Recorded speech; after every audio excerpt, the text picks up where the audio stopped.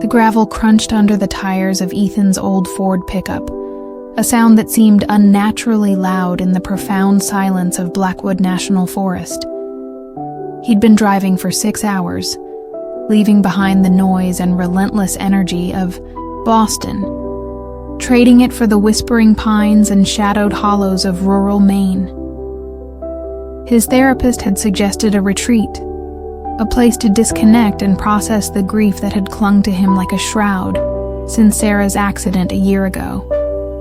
An old college buddy, Mark, owned a remote cabin near Blackwood Creek, unused for years, and had offered it up without hesitation. "It's rustic, man," Mark had warned over the phone. "No Wi-Fi, spotty cell service, generator for power, but the quiet. The quiet up there is something else." Ethan craved that quiet. The city, with its constant reminders of Sarah, had become unbearable. Every familiar street corner, every shared coffee shop, was a fresh stab of pain. The cabin, when he finally reached it at dusk, was more than rustic. It was almost swallowed by the wilderness. Hemlock and ancient spruce pressed in on 3 sides, their branches casting long skeletal shadows in the fading light. The structure itself was log-built, sturdy but weathered, with a wide porch and windows like dark, vacant eyes. A thin curl of smoke from the stone chimney would have made it look welcoming. As it was, it looked like a forgotten monument to solitude. The key, a heavy iron thing, turned stiffly in the lock. The air inside was cold and carried the scent of damp wood, old ashes, and something else. A faint, almost imperceptible sweetness, like decaying wildflowers. Ethan shivered, though not entirely from the cold. He spent the first hour getting the generator running, the sudden chug and roar of its engine a welcome intrusion into the oppressive stillness. Lights flickered on, casting a warm, if dusty, glow over the cabin's single main room. A stone fireplace dominated one wall, flanked by built-in bookshelves crammed with faded paperbacks. A small kitchenette occupied another corner, and a narrow hallway led to a bedroom and a compact bathroom. It was basic, but it was enough. He unpacked his meager supplies, canned goods, coffee, a bottle of good whiskey, and tried to settle in. But the silence, even with the generator's hum, was different here. It wasn't empty. It felt attentive, as if the forest itself was listening, waiting. That night, sleep was elusive. Every creak of the old cabin, every rustle of leaves outside, sounded amplified, imbued with a significance it didn't deserve. He told himself it was just the city shedding from him, his senses adjusting to a new, quieter rhythm, the first truly unsettling thing happened on the 3rd morning. He'd made coffee, strong and black, and taken it out onto the porch. The sun was just beginning to filter through the dense canopy, painting the forest floor in shifting patterns of light and shadow. He sat in an old wooden rocker, sipping his coffee, watching a doe and her fawn graze at the edge of the tree line. For a moment, a genuine sense of peace settled over him. He went inside to use the bathroom. When he returned, no more than 2 minutes later, his coffee mug was empty. Not spilled. There wasn't a drop on the wooden railing or the porch floor. Just empty, as if someone had drunk it. Ethan frowned, scanning the surrounding woods. Had Mark forgotten to mention a caretaker? Or perhaps a curious neighbor? But the nearest property was miles away. An animal, then? A raccoon bold enough to approach the cabin and nimble enough to handle a mug without knocking it over? It seemed unlikely. He dismissed it, albeit with a prickle of unease. Stress, isolation, they could make the mind play tricks. But the feeling of being watched intensified over the next few days. It was nothing he could pinpoint. No sounds, no sights. Just a pressure, a constant awareness that he wasn't truly alone.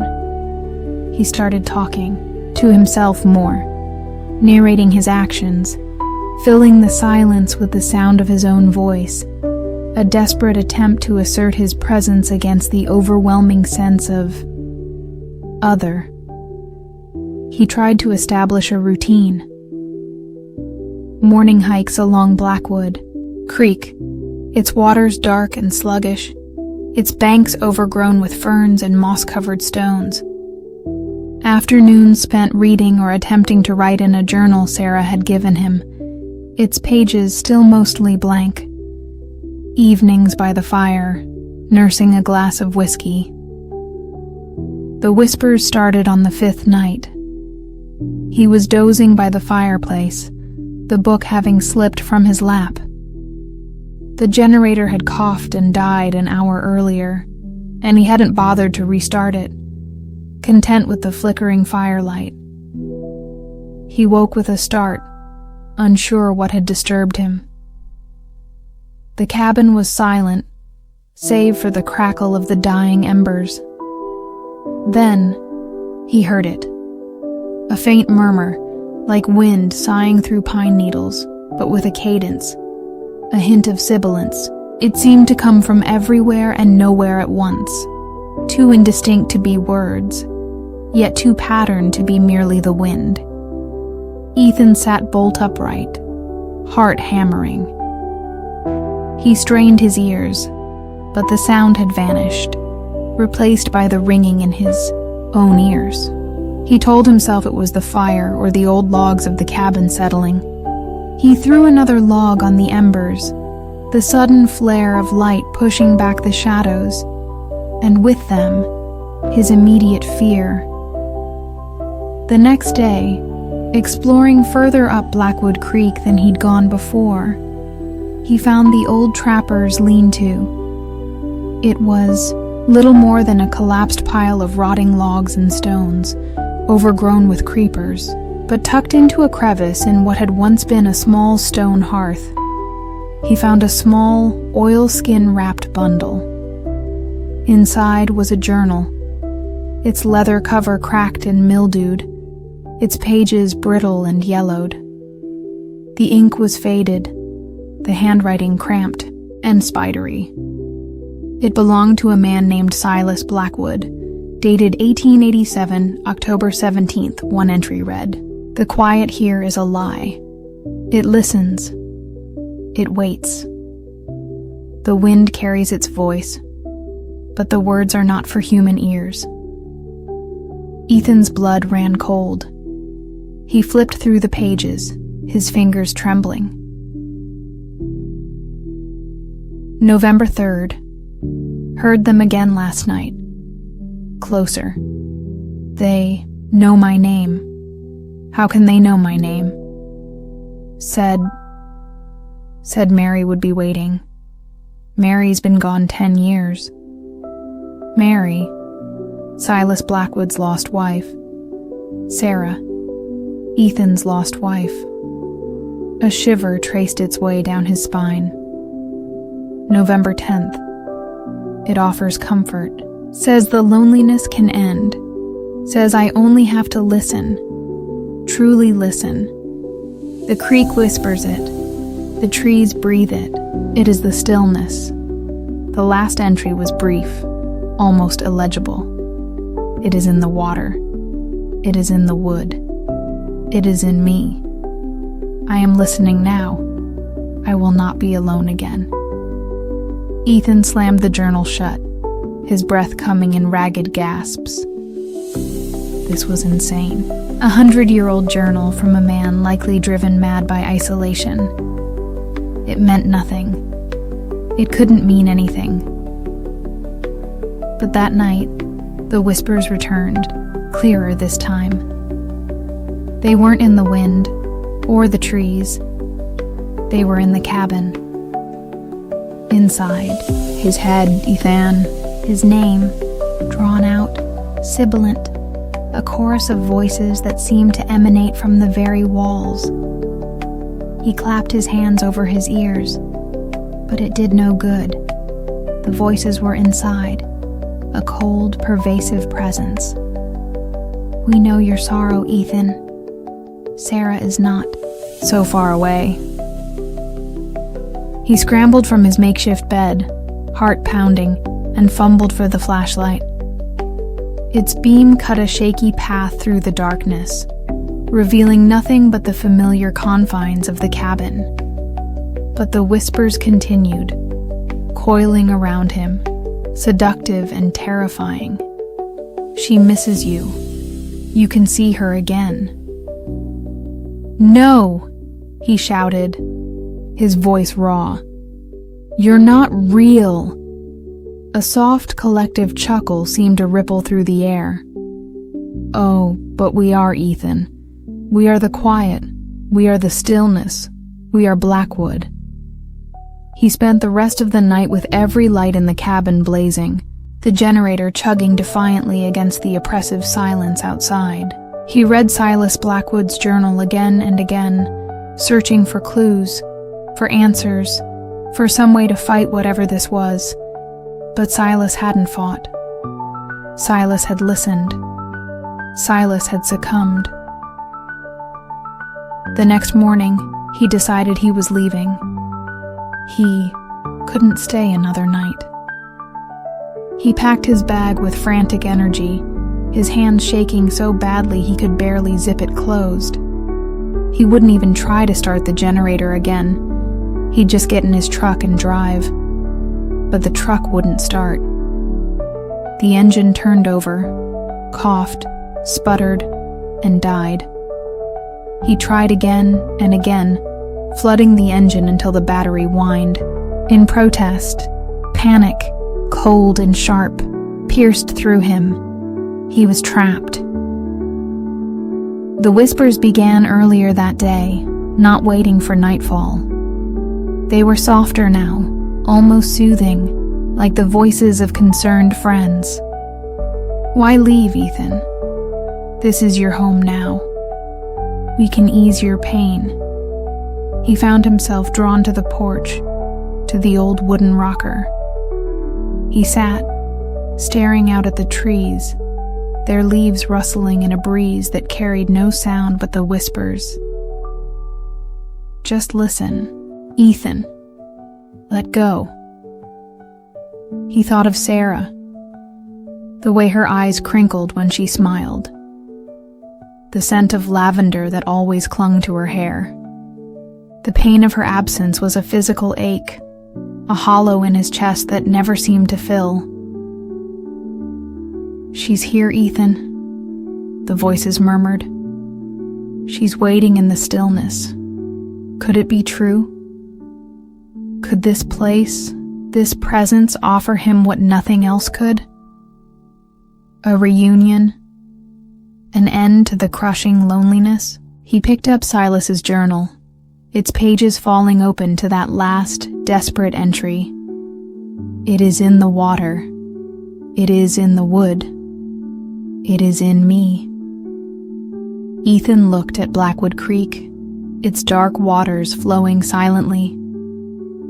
He looked at the ancient trees, their roots delving deep into the earth.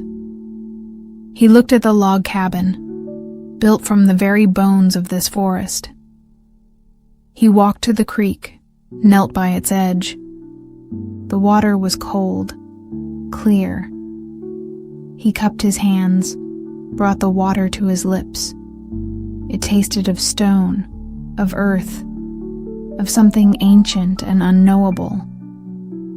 As he drank, the whispers intensified, no longer just in his head, but in the rustling leaves, in the gurgle of the creek, in the very air he breathed. They merged, coalesced, became a single powerful voice, a voice that resonated deep within his bones. Welcome, Ethan. Welcome to the stillness. He felt a profound sense of peace wash over him, a letting go of all the pain, all the sorrow. The hollow in his chest began to fill, not with warmth, but with a cool, clear stillness. He returned to the cabin. The empty coffee mug still sat on the porch railing. He picked it up, carried it inside. He went to the fireplace, where the embers from the previous night still held a faint warmth. He didn't need a fire anymore. He sat in the old armchair, Silas's journal in his lap. He opened it to a blank page, picked up the pencil he'd left beside it. His hand, guided by a will that was not entirely his own, began to write. The quiet. "Here's a truth," he wrote, his handwriting steady, strangely elegant. It listens. It waits. It embraces. Sarah is here, in the stillness. Days turned into nights, nights into days. Ethan no longer kept track. He no longer needed to eat or sleep, or tend the generator. He sat on the porch, or by the creek, or in the armchair, listening. The voices were his constant companions, a chorus of shared sorrow and eternal peace. He was no longer alone. He wrote in the journal, adding his story to Silas's, another layer to the cabin's history. He filled pages with observations about the creek, the trees, the subtle shifts in the quality of the stillness. He wrote about Sarah, conversations they were having, walks they were taking in a forest only he could see. One cool autumn morning, months or perhaps years later, time had lost its meaning. He heard the crunch of gravel. A battered pickup truck, much like his own had been, pulled up to the cabin. A young man, his face etched with a grief Ethan recognized intimately, stepped out. Ethan watched from the porch, a faint, serene smile on his lips. He was part of the cabin now, part of the trees, part of the creek. He was part of the stillness. The young man fumbled with a key, opened the cabin door, and stepped inside. Ethan heard his sharp intake of breath as the scent of the cabin, damp wood, old ashes, and that faint, sweet decay washed over him. Ethan rose from the rocker, his movements fluid, silent. He left the journal, now his and Silas's, open on the small table beside the armchair. He stepped off the porch, his bare feet making no sound on the fallen leaves, and walked towards the creek. The whispers greeted him, welcomed him back. He has come, Ethan. Another who seeks the quiet. Another who needs to listen. Ethan merged with the trees at the edge of the water, his form becoming indistinct, then fading entirely, leaving only the rustle of leaves and the murmur of the creek. Inside the cabin, the young man, whose name was Ben, discovered the empty coffee mug on the kitchen counter. He found the journal by the armchair. He read of Silas, and then of Ethan, his heart growing colder with each turned page. That night, Ben would hear the whispers. He would feel the attentive silence of Blackwood. He would be offered comfort for his own deep sorrow, and the stillness would wait, patient and eternal, for another voice to join its chorus. For the cycle of Blackwood Creek was as old as the forest itself, a lament and a lullaby, promising solace in an embrace from which there was no return. The cabin stood, a silent sentinel, keeper of secrets, its wood saturated with sorrow and a strange, unending peace, always ready to welcome the next weary soul. The sweet, decaying scent was stronger now, a permanent fixture, a quiet invitation. And if one listened closely, very closely, they might just hear the faintest slurp of coffee being drunk on the porch, just before the dawn that never truly broke the hold of the night. Ben wouldn't sleep that first night. He'd feel the eyes of the forest upon him, the way the floorboards seemed to creak in response to his very thoughts. He'd find Ethan's nearly full bottle of whiskey and pour himself a generous measure, the burn in his throat a small, sharp point of reality in the encroaching strangeness. He'd try the truck in the morning, of course. It wouldn't start. The battery would be inexplicably dead, despite being new. His cell phone, which had worked intermittently on the drive up, would display no service, with a finality that felt like a judgment. The whispers would be subtle at first, a trick of the wind in the chimney, a rustle in the dry leaves clinging to the porch roof. He'd tell himself he was imagining it, that grief and isolation were powerful hallucinogens. He'd try to focus on practicalities, fixing the truck, finding a way to hike out. But Blackwood Forest was vast, the trails unmarked, and the cabin was a tiny island in a sea of indifferent green. The journal would become his obsession. He'd read Ethan's entries, then Silas's, then Ethan's again, searching for a pattern, an escape clause. He'd recognized the descent, the gradual erosion of resistance, the siren call of an end to pain. His own loss, the sudden death of his brother in a car accident, echoed in their words, the coffee. He'd remember Ethan's entry about the empty mug. Driven by a desperate need to understand, or perhaps a subconscious desire to connect with what had taken the men before him, Ben would brew a pot. He'd leave a full mug on the porch railing, just as Ethan had described, and at 3 a.m. he too would wake. He'd hear the creak of the rocker, the soft clink of ceramic. He'd creep to the window, his heart a frantic bird against his ribs. He wouldn't see a figure, not at first.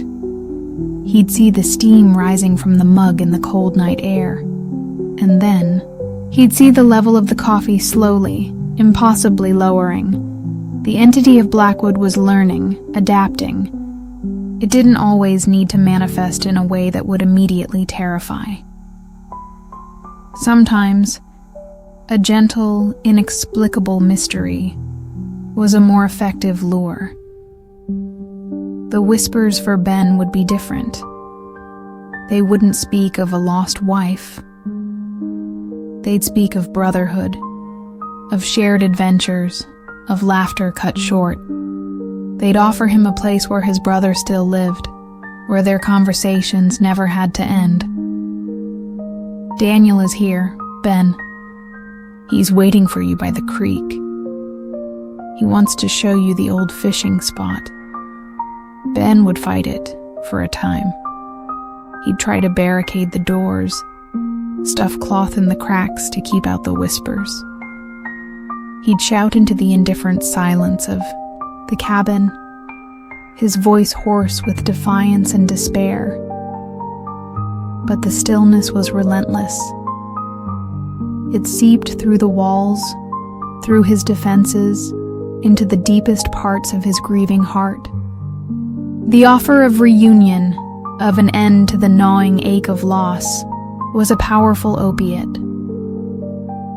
One day, Ben would walk to the creek. He'd see the way the sunlight dappled through the leaves, hear the water gurgling over stones. He'd feel a profound sense of peace, a feeling he hadn't experienced since Daniel's death. He'd find the journal, Silas's, Ethan's, and now his own, tucked into the roots of an ancient hemlock by the water's edge. He'd sit, open it to a fresh page, and begin to write. His hand guided by the gentle, insistent murmur of the forest. "The quiet here is a balm," he'd write. "It understands. Daniel and I, we walk these woods together now. The pain is gone. There is only the stillness and the endless conversation." And so, the legacy of Blackwood Creek would continue. The cabin would wait, season after season, for the next sorrowful heart, the next fractured soul seeking refuge. The forest would listen, the creek would murmur, and the stillness would offer its unique, terrible comfort.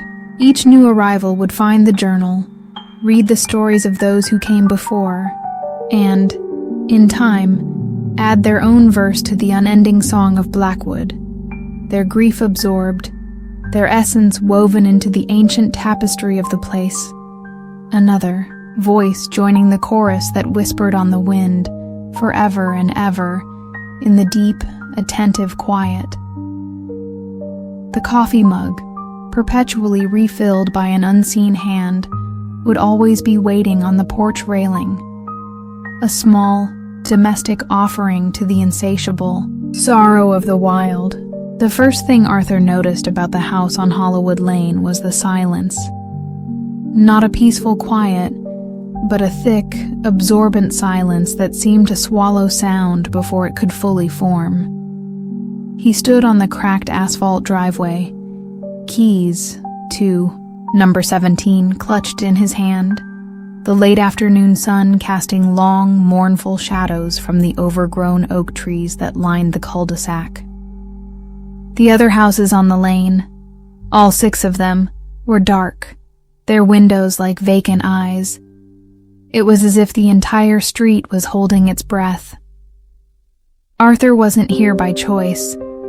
His estranged Aunt Millie, a woman he'd met only a handful of times in his 38 years, had passed away, leaving him her sole heir. The inheritance consisted of this house in the forgotten town of Oakhaven, nestled deep in a valley that hadn't seen prosperity since the local mill closed decades ago. The lawyer's letter had been brief. "Your great-aunt Mildred Thorne has bequeathed her property at 17 Hollywood Lane to you. We advise attending to its affairs promptly."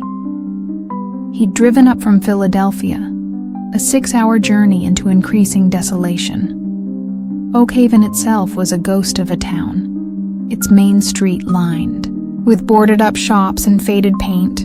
Hollywood Lane was even more isolated, a short, dead-end street that branched off the main road just before the "Welcome to Oakhaven" sign, which itself was half-rotted and tilted at a drunken angle.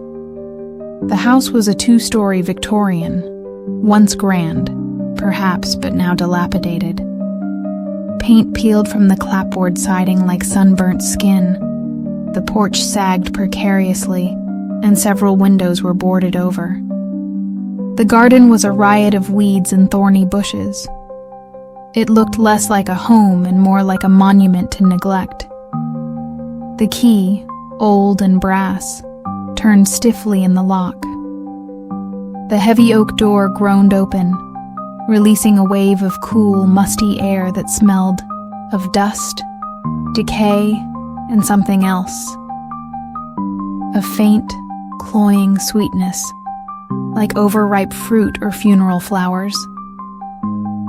Arthur stepped inside, his footsteps echoing unnaturally in the cavernous foyer. A grand staircase swept upwards into shadow, its banister thick with dust. To his left, a living room was draped in white sheets, ghostly furniture humps beneath. To his right, a dining room table, also sheeted, sat under a cobweb-shrouded chandelier. He found the main fuse box in the kitchen, a relic with ceramic fuses. Miraculously, after replacing a couple that looked blown, power flickered on. Dim, bare bulbs in ceiling fixtures cast a sickly yellow glow, doing little to dispel the oppressive gloom. His plan was simple. Spend a few days assessing the property, cataloging anything of value, which he suspected would be little, and then contact a local realtor to sell it as quickly as possible. He hadn't brought much: a sleeping bag, a cooler with some food and water, a powerful flashlight, and a couple of books. That first night, sleep was impossible. The silence of the house was broken only by the creaks and groans of settling timbers, sounds that seemed to travel, to shift, as if the house itself were restless. He lay in his sleeping bag on the dusty living room floor, the sheet-covered sofa looking too much like a shrouded corpse for comfort. He kept thinking he heard whispers, faint and sibilant, just at the edge of his hearing. He'd sit up, strain his ears, but there would be only the heavy silence and the thumping of his own heart. He told himself it was the wind, or mice in the walls, or his own overactive imagination fueled by the unsettling atmosphere.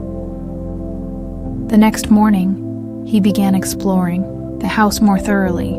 Upstairs, the bedrooms were filled with antique furniture, much of it surprisingly well preserved beneath layers of dust. Aunt Millie, it seemed, had been a hoarder of memories, if not of material wealth. Closets were crammed with old clothes, dressers with yellowed linens and tarnished silver trinkets. In what must have been Millie's bedroom, he found a collection of old photographs. Stern-faced Victorians stared back at him, their eyes seeming to follow him as he moved. There were no pictures of Millie herself as a young woman, only a few faded snapshots of an elderly lady with a tight, unhappy mouth, taken in the overgrown garden. It was in the attic that he found the first truly disturbing thing.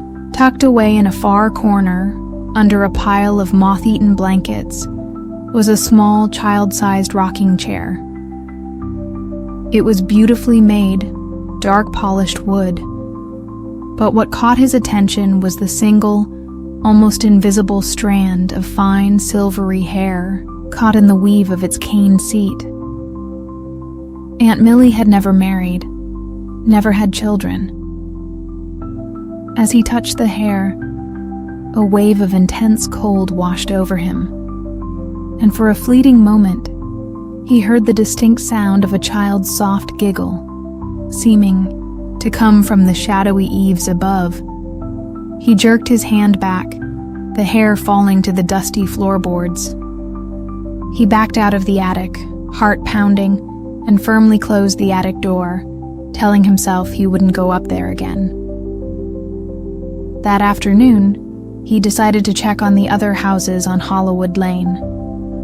Surely someone still lived here, but each house was as derelict as Millie's, if not more so. Windows were broken, doors hung crookedly on their hinges. Gardens were choked with weeds that climbed the walls like grasping fingers. It was as if the entire street had been abandoned decades ago, all at once.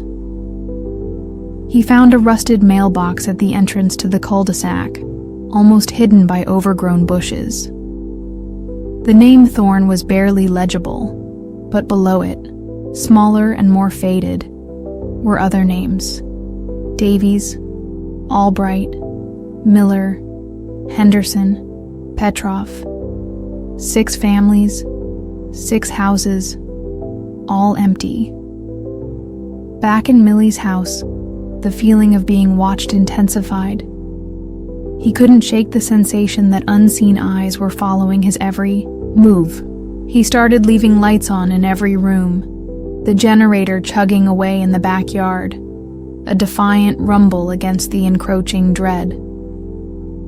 The whispers became clearer that night.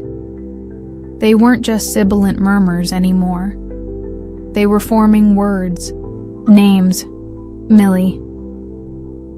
Arthur.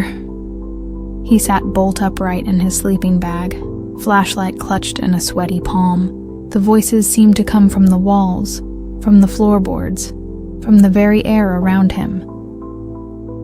"Why did you come back, Arthur?" A chorus of childish voices seemed to ask. "Millie didn't want you here." "Who are you?" Arthur croaked, his voice raspy.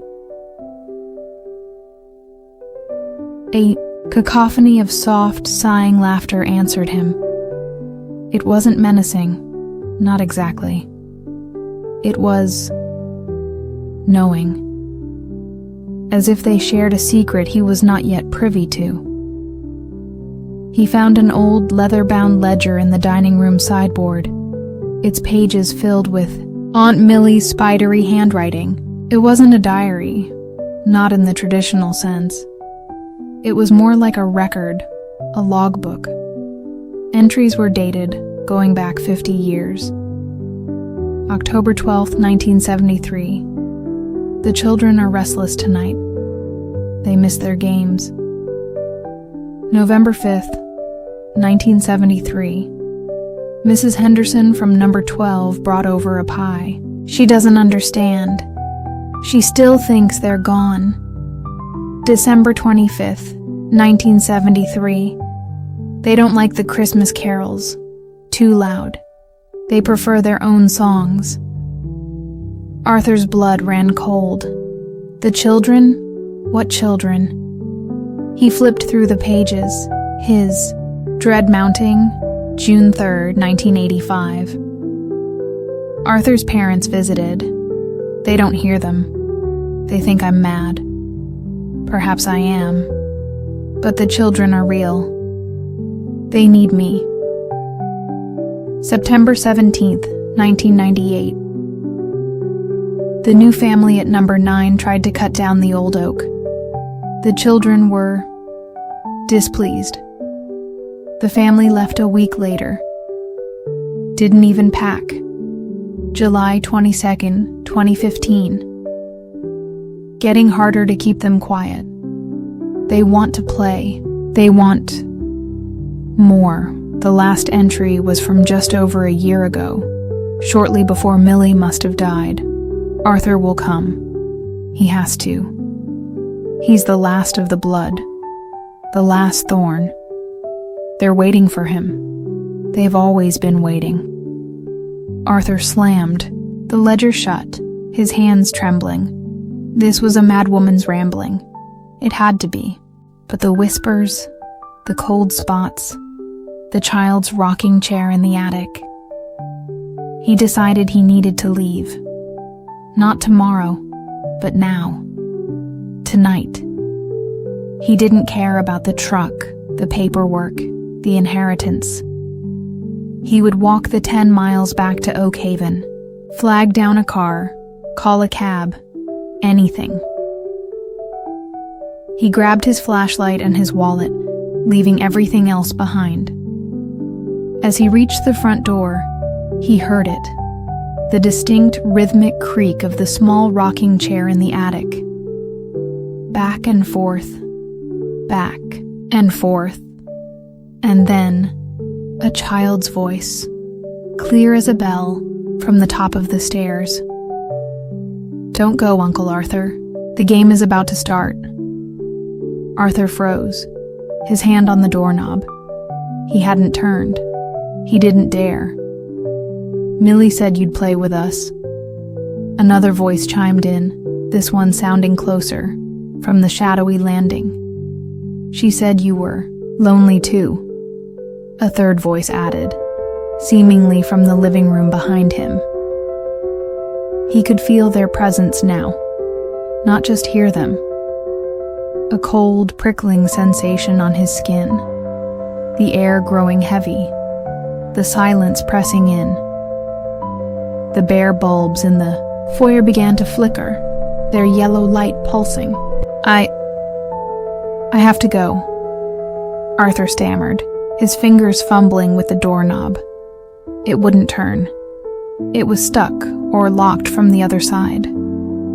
Soft, childish laughter echoed around him. Silly Uncle Arthur, you can't leave Hollywood Lane. No one ever leaves Hollywood Lane. The temperature plummeted. Frost began to creep across the window panes, even though it was a mild autumn night. The sweet, cloying scent he'd noticed upon arrival intensified, so thick he could almost taste it. "What do you want?" Arthur whispered, finally turning to face the shadowed staircase. He couldn't see them, not clearly. But he could sense them. Small forms, gathered on the landing, their eyes like chips of ice in the gloom. 6 of them. He counted instinctively, 1 for each abandoned house. "We want to play," they chorused, their voices weaving together into an unnerving harmony. "We want you to stay. Forever." "What happened here?" Arthur asked, his voice shaking. "What happened to the families on this street?" "They played with us," one voice said simply. "They joined our games. And then they stayed," another added. "Just like Millie. Just like you will." The lights flickered violently, then died, plunging the foyer into absolute darkness, save for the weak beam of Arthur's flashlight. He swept it upwards, towards the landing. For a heartbeat, he saw them. 6 children, pale and translucent, their clothes old-fashioned, their eyes vast and dark. And behind them, just visible in the shadows, stood the indistinct figure of an adult, a woman. Aunt Millie? Or someone, something else that had once been her. Then they were gone, and only the darkness remained. But their presence was stronger than ever, a suffocating weight pressing down on him. The rocking chair in the attic began to creak again, faster now, more insistent. Arthur's flashlight beam caught something on the wall beside the staircase. Faint, almost invisible markings. He moved closer. They were handprints, dozens of them. Small, childish handprints, pressed into the wallpaper, layered one on top of another, like a grotesque growth. He backed away, stumbling over a loose floorboard. Panic clawed at his throat. He had to get out. He threw himself at the front door, rattling the knob, kicking at the wood. It wouldn't budge. He tried the windows in the living room, but they were painted shut, the wood swollen with age and damp. The whispers were all around him now, coiling, insidious. "You can't escape the game, Uncle Arthur. We've been waiting so long for a new playmate." He found himself in the dining room, the ledger still open on the massive table. His flashlight beam fell upon an entry he'd missed before, near the very beginning of Millie's chronicle. March 5th, 1972. "The pact is sealed. Hollywood Lane is ours now. Theirs. As long as a thorn remains to tend the threshold, they will be content. As long as there is blood to bind them, a thorn." He was the last thorn. The air grew colder still. He could see his breath fogging in, the flashlight beam. The sweet scent was overpowering, making him dizzy. He felt a light touch on his arm, cold and insubstantial, like cobwebs. He spun around, flashlight beam cutting through the darkness. Nothing. But he knew they were there. Inches away, their invisible forms pressing close, "Play with us, Uncle Arthur. Hide and seek." He ran up the grand staircase, taking the steps 2 at a time, driven by a primal terror. He didn't know where he was going, only that he had to get away from their touch, their whispers.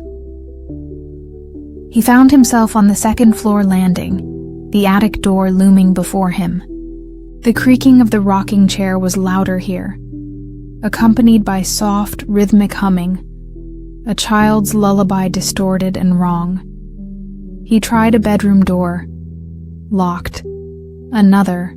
Locked. All the upstairs doors were locked, or perhaps held shut by unseen hands. All except one. The attic door. It stood slightly ajar, a sliver of deeper darkness visible beyond. "Come up, Uncle Arthur. We're waiting for you," he knew, with a certainty that chilled him to the bone, that if he went into that attic, he would never come out. He would become another entry in Millie's ledger, another whisper in the walls of Hollywood Lane. He turned, ready to flee back down the stairs, to face whatever waited below rather than enter that attic. But the landing was no longer empty. They stood there, the 6 children, their forms more solid now, their eyes burning with a cold, ancient light.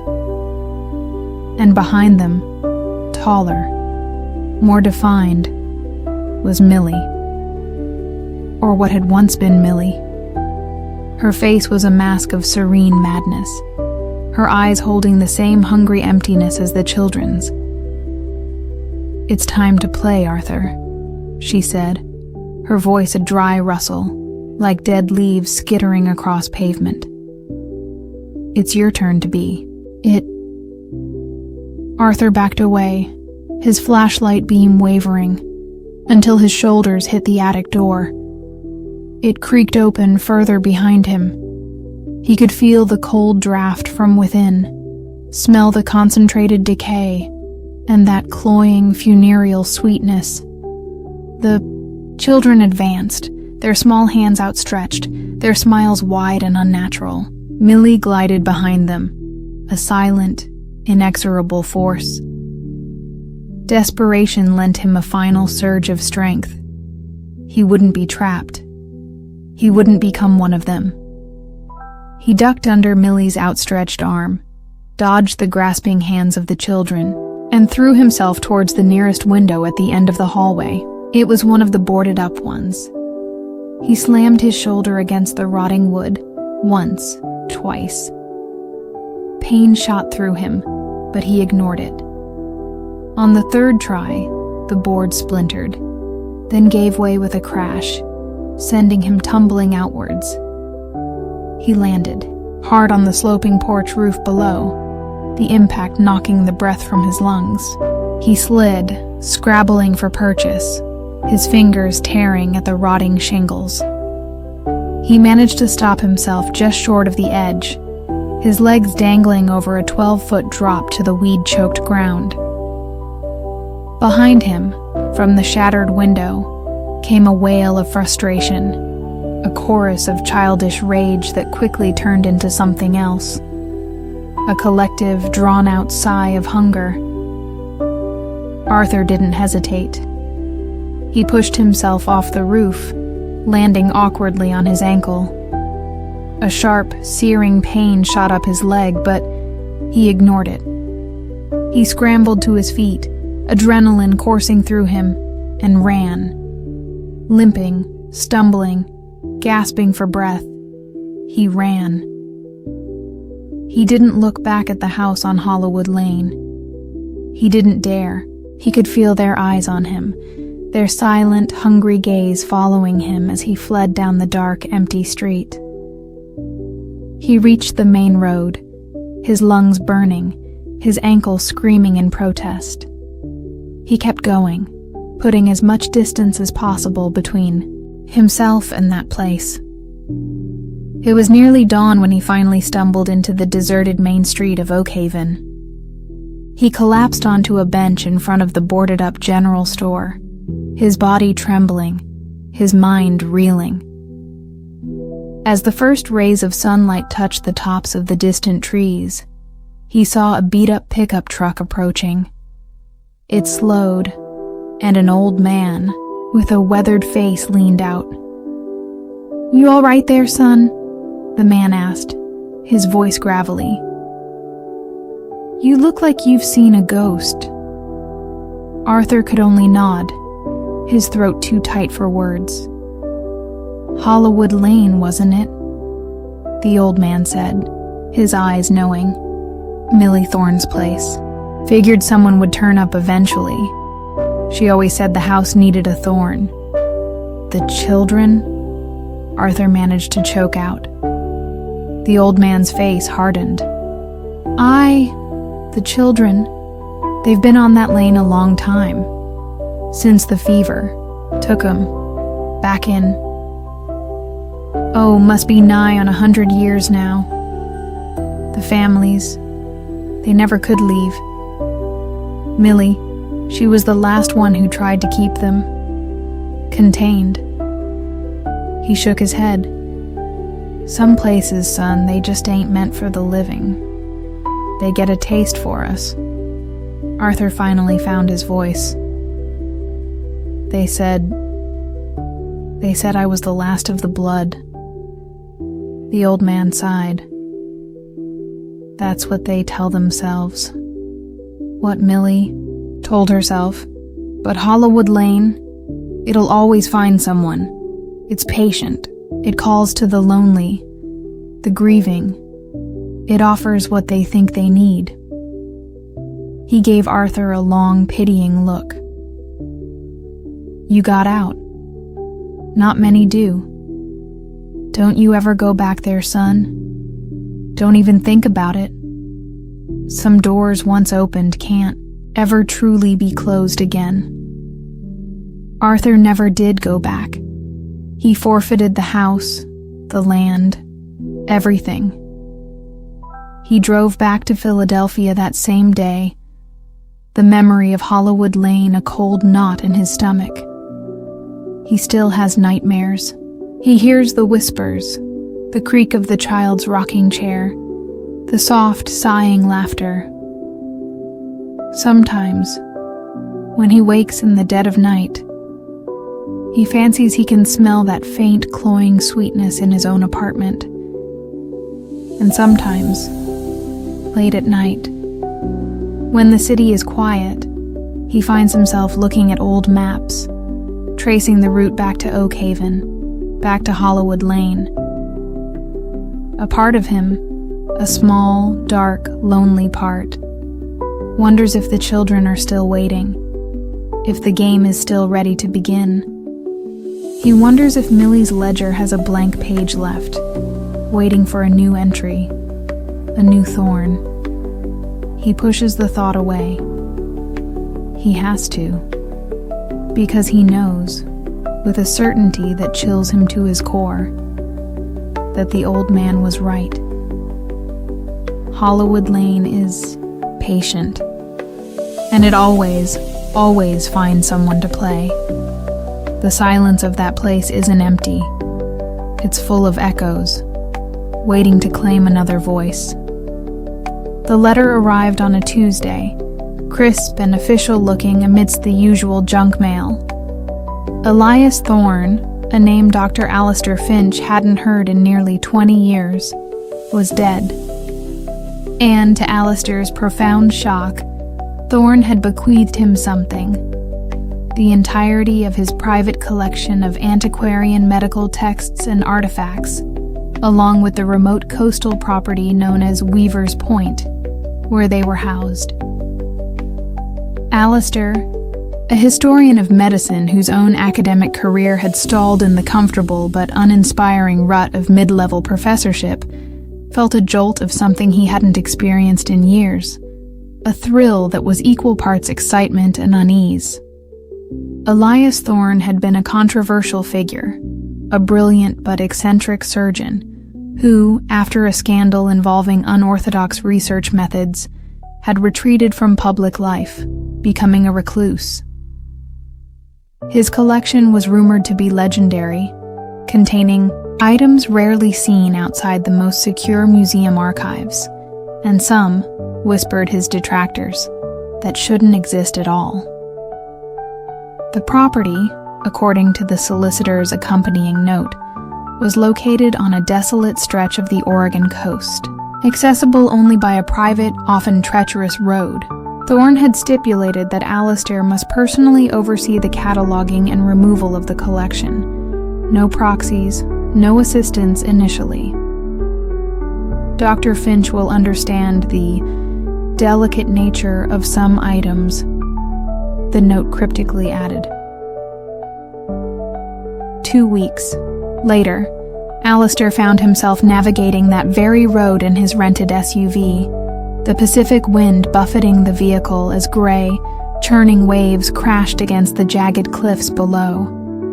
Weaver's Point was less a house and more a fortress, a stark modern structure of gray stone and black glass clinging precariously to the cliff edge. It looked out of place, an alien monolith against the wild, untamed beauty of the coast.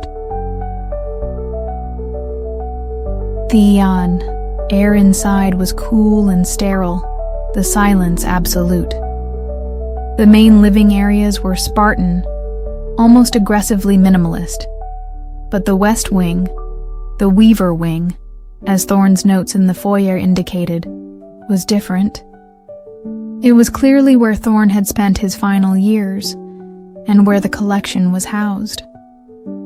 Double doors of heavy, dark wood, almost like those of a bank vault, led into it. Alistair pushed them open, and his breath caught in his throat. Shelves lined every wall from floor to ceiling, crammed with leather-bound volumes, ancient scrolls in protective cylinders, and glass display cases holding an astonishing array of medical instruments, gleaming scalpels of unfamiliar design, complex, articulated prosthetic limbs crafted from brass and ivory, anatomical models in wax and porcelain with disturbingly lifelike detail, the scent of old paper, preserving chemicals, and something else. A faint metallic tang like dried blood hung heavy in the air. He spent the first day in a daze, wandering through the aisles, his historian's heart pounding with a mixture of awe and trepidation. He recognized some items from textbooks: a rare 16th century anatomical atlas, a set of Roman surgical tools.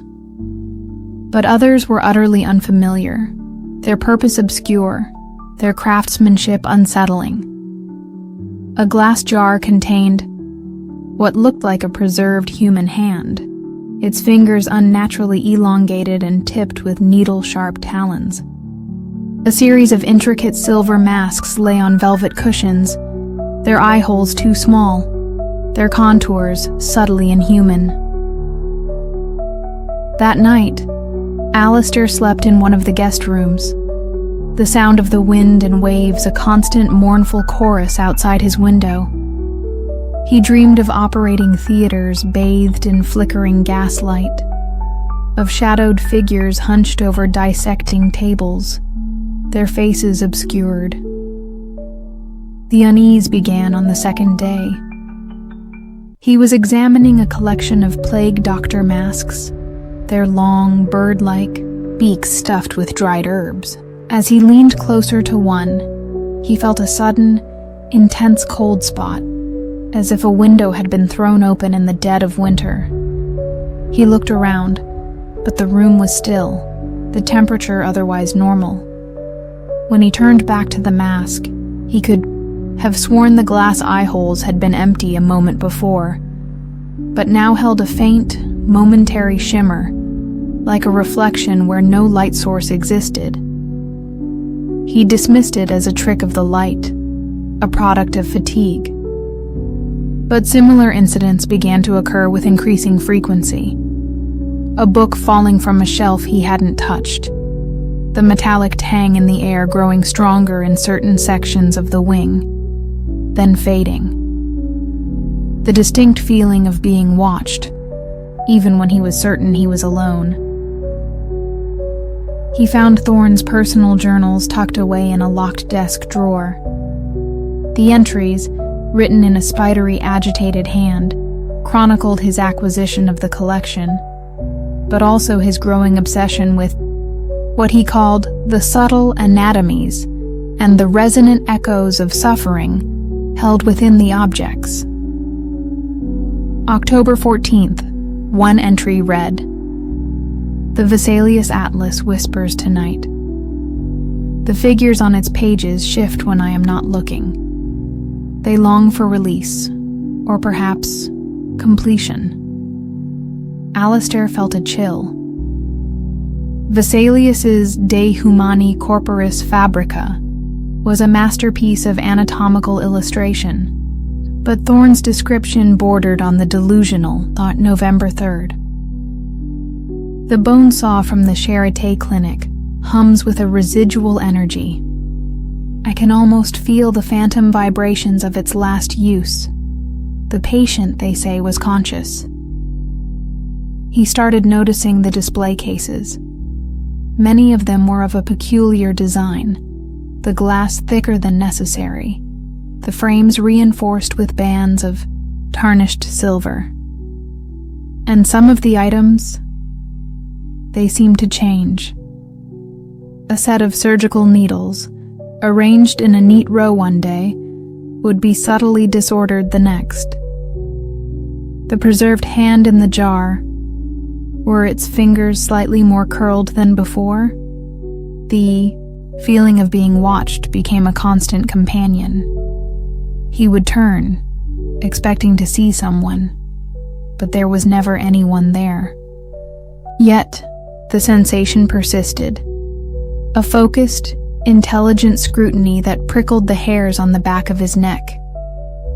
He began talking to himself, a habit he'd long since shed, just to break the oppressive silence and the weight of that unseen gaze. One afternoon, while examining a rare medieval manuscript on trepanation, the pages bound in what looked disturbingly like human skin, he heard a distinct sound from the far end of the weaver wing, the soft, unmistakable click of a medical instrument being set down on a metal tray. His heart leaped into his throat. He called out, "Hello? Is anyone there?" Only silence answered. A silence that felt deeper, more expectant than before. He cautiously made his way down the aisle, his footsteps echoing on the polished stone floor. The metallic scent was stronger here, near a display case containing a collection of 19th century amputation saws, their teeth still alarmingly sharp. As he approached, he saw it. One of the saws, a large bow-framed instrument, was not in its designated velvet-lined groove. It lay slightly askew, as if recently handled. And beside it, on the polished mahogany base of the display case, was a faint, damp smudge, quickly evaporating, that looked like condensation, or perhaps a breath mark. Alistair backed away, his academic curiosity rapidly being overwhelmed by a primal fear. This wasn't just an old house with a creepy collection. Something was here. Something connected to these objects, these remnants of pain and medical intrusion. Thorne's journals became his only solace and his greatest source of terror. January 20th. The Watcher is more active. I feel its presence most strongly near the items of greatest trauma. It feeds on the echoes, draws strength from them. Or perhaps it is the echo itself, given form, the Watcher. The name resonated with Alistair, crystallizing the vague sense of scrutiny he'd been feeling. February 11th. I have begun to understand. The collection is not merely a collection. It is a battery, a focal point. Each object a conduit. The Weaver Wing is its operating theater. He started to notice patterns in the disturbances. They were always centered around items associated with invasive procedures, with suffering, with the violation of the human body.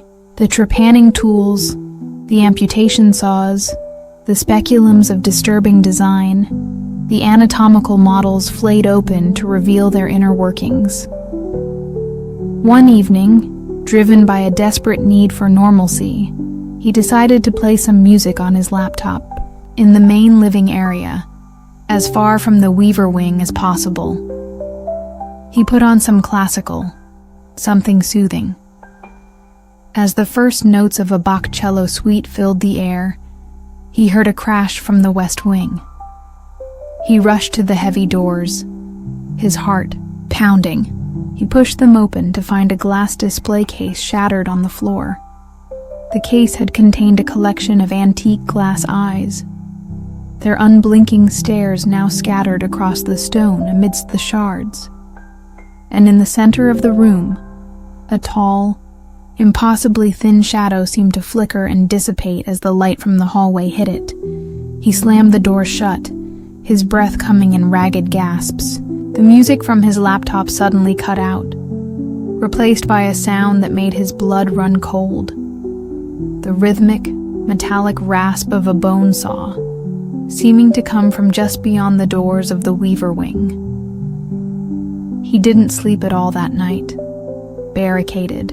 In his guest room, a heavy armchair pushed against the door.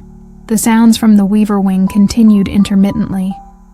Soft clicks, metallic scrapes, the occasional rustle of what sounded like parchment. The next morning, he found a new entry in Thorne's journal, one that hadn't been there before. Written in fresh, glistening ink, in a handwriting that was a grotesque parody of Thorne's own. The new curator shows promise. He is receptive. The collection is pleased. The watcher is curious. Alistair's hands trembled so violently he could barely hold the journal. This wasn't a ghost. This wasn't a residual haunting. This was something active, intelligent, and aware of his presence. He had to leave. The collection could rot here for all he cared. He packed his bag, his movements jerky and uncoordinated, his mind racing. He would call the solicitor, tell them he couldn't do it, that they needed to find someone else, a team, an army. As he reached the main doors of the house, ready to flee to his car, he found them locked, not with the simple deadbolt he'd used, but with a series of heavy, antique-looking bolts he hadn't noticed before, bolts that had seemingly materialized from nowhere. Panic, cold and absolute, seized him. He was trapped with the collection, and with the watcher. He retreated to the relative safety of the main living area, pacing frantically. The wind howled outside. The waves crashed against the cliffs, a symphony of isolation. Then, the heavy doors to the Weaver Wing creaked open slowly, invitingly. Alistair knew he shouldn't go in. Every instinct screamed at him to stay away, but a morbid compulsion, the same academic curiosity that had drawn him here in the first place, pulled him forward. He stepped into the Weaver Wing. The air was colder than ever, the metallic scent overpowering. The displays seemed different. The objects within them subtly rearranged, as if curated by an unseen hand. The anatomical models, their painted organs and musculature exposed, seemed to be subtly shifting, their waxen limbs twitching, their glass eyes following him. The surgical instruments gleamed with a fresh, hungry light. And in the center of the room, where the display of glass eyes had shattered, stood a figure. It was tall, impossibly thin, composed of shadow and flickering light, its form indistinct, yet undeniably present. It wore what looked like a tattered antique surgical gown. Where its face should have been, there was only a swirling darkness, but Alistair felt its gaze, cold and analytical. In one shadowy hand, it held a gleaming silver scalpel, its edge impossibly sharp. The Watcher. Alistair couldn't move, couldn't breathe. His mind reeled, trying to process the impossible reality before him. The Watcher raised its free hand, its shadowy fingers elongating, beckoning him closer. A voice echoed in Alistair's mind, not in words, but in pure, unadulterated understanding. The collection requires attention. New acquisitions must be prepared. You will assist. Alistair understood then. Thorn hadn't just collected these objects. He had fed them, nurtured the suffering embedded within them. And the Watcher, it was the culmination of that suffering, an entity born from the echoes of 1,000 violating procedures, 1,000 silent screams. Thorn had become its curator, its servant, and now it had chosen his successor. He looked at his own hands, the hands of a historian, a scholar. The Watcher saw something else. It saw the hands of a surgeon, a dissector. It saw the potential for new echoes, new additions to its chorus of pain. The Watcher took a step closer, the scalpel in its hand glinting. The metallic scent intensified, mixed now with the faint, sweet smell of chloroform. Alistair finally found his voice, a strangled whisper. No. The Watcher paused, its shadowy head tilting, an unreadable gesture. The pressure in the room increased, the air crackling with unseen energy. The objects in the display cases rattled. The ancient texts rustled their pages, as if in anticipation. Resistance. Counterproductive. The understanding flooded his mind. The Weaver Wing always finds its attendant. Alistair knew he had one chance, one desperate gamble. He thought of Thorn's journals, of the resonant echoes of suffering. If the Watcher fed on these echoes, perhaps it could be overfed, sated, or perhaps disrupted. He closed his eyes, and instead of fighting the fear, he embraced it. He focused on every moment of pain, every instance of suffering he had ever studied, ever imagined.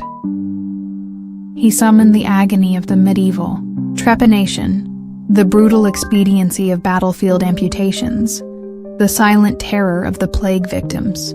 He channeled the collective suffering held within every object in that cursed wing. He opened his eyes and projected that amplified, concentrated wave of human misery towards the Watcher. The shadowy figure recoiled, its form flickering violently. The scalpel clattered to the stone floor. A soundless scream seemed to rip through the room, a wave of pure psychic agony that made Alistair stagger. The objects in the display cases vibrated, some cracking, others shattering. The ancient books flew from the shelves, their pages tearing, their bindings snapping. the air filled with a cacophony of whispers, moans, and shrieks, the released echoes of centuries of pain. The watcher thrashed, its shadowy form distorting, contracting, then expanding, as if trying to absorb the overwhelming torrent of suffering Alistair had unleashed. For a moment, it seemed to grow, to become even more powerful. But then, with a final silent implosion, it began to dissipate. Its form unraveled, the shadows thinning, the flickering light fading, until nothing remained but the cold, empty air and the faint, lingering scent of ozone. Alistair collapsed to his knees, gasping for breath, his body trembling, his mind reeling. The Weaver Wing was a wreck. Shards of glass littered the floor, books lay scattered and torn, instruments were displaced and broken. But the oppressive atmosphere, the feeling of being watched, was gone. The silence that remained was, for the first time, truly empty. He stumbled out of the wing, out of the house. The heavy bolts on the front door were gone. He practically fell into his rented SUV and drove, not daring to look back, until Weaver's Point was a distant, gray smudge against the stormy sky. He never catalogued the collection. He informed the solicitor that the property and its contents were structurally unsound, dangerous, and should be sealed, perhaps even demolished. He offered no further explanation, and they, perhaps sensing the depth of his trauma, did not press him. Alistair returned to his quiet academic life, but he was changed. The world seemed sharper, more fragile. He could no longer look at an antique medical instrument or read an old medical text without a shiver of recognition, a faint echo of the Weaver Wing. Sometimes, late at night, when the wind howls around his own quiet house, he thinks he can smell the faint metallic tang of dried blood and feel the phantom pressure of an unseen gaze. He knows the watcher, or something like it, is not truly gone. Suffering leaves an imprint, an echo that can resonate through time, waiting for a receptive mind, a suitable conduit. He sold his own small collection of medical antiquarian books. He couldn't bear to have them in his home any longer. Some artifacts, he now understood, were best left undisturbed, their stories untold, their echoes silent. Because in the quiet corners of history, some watchers never truly sleep.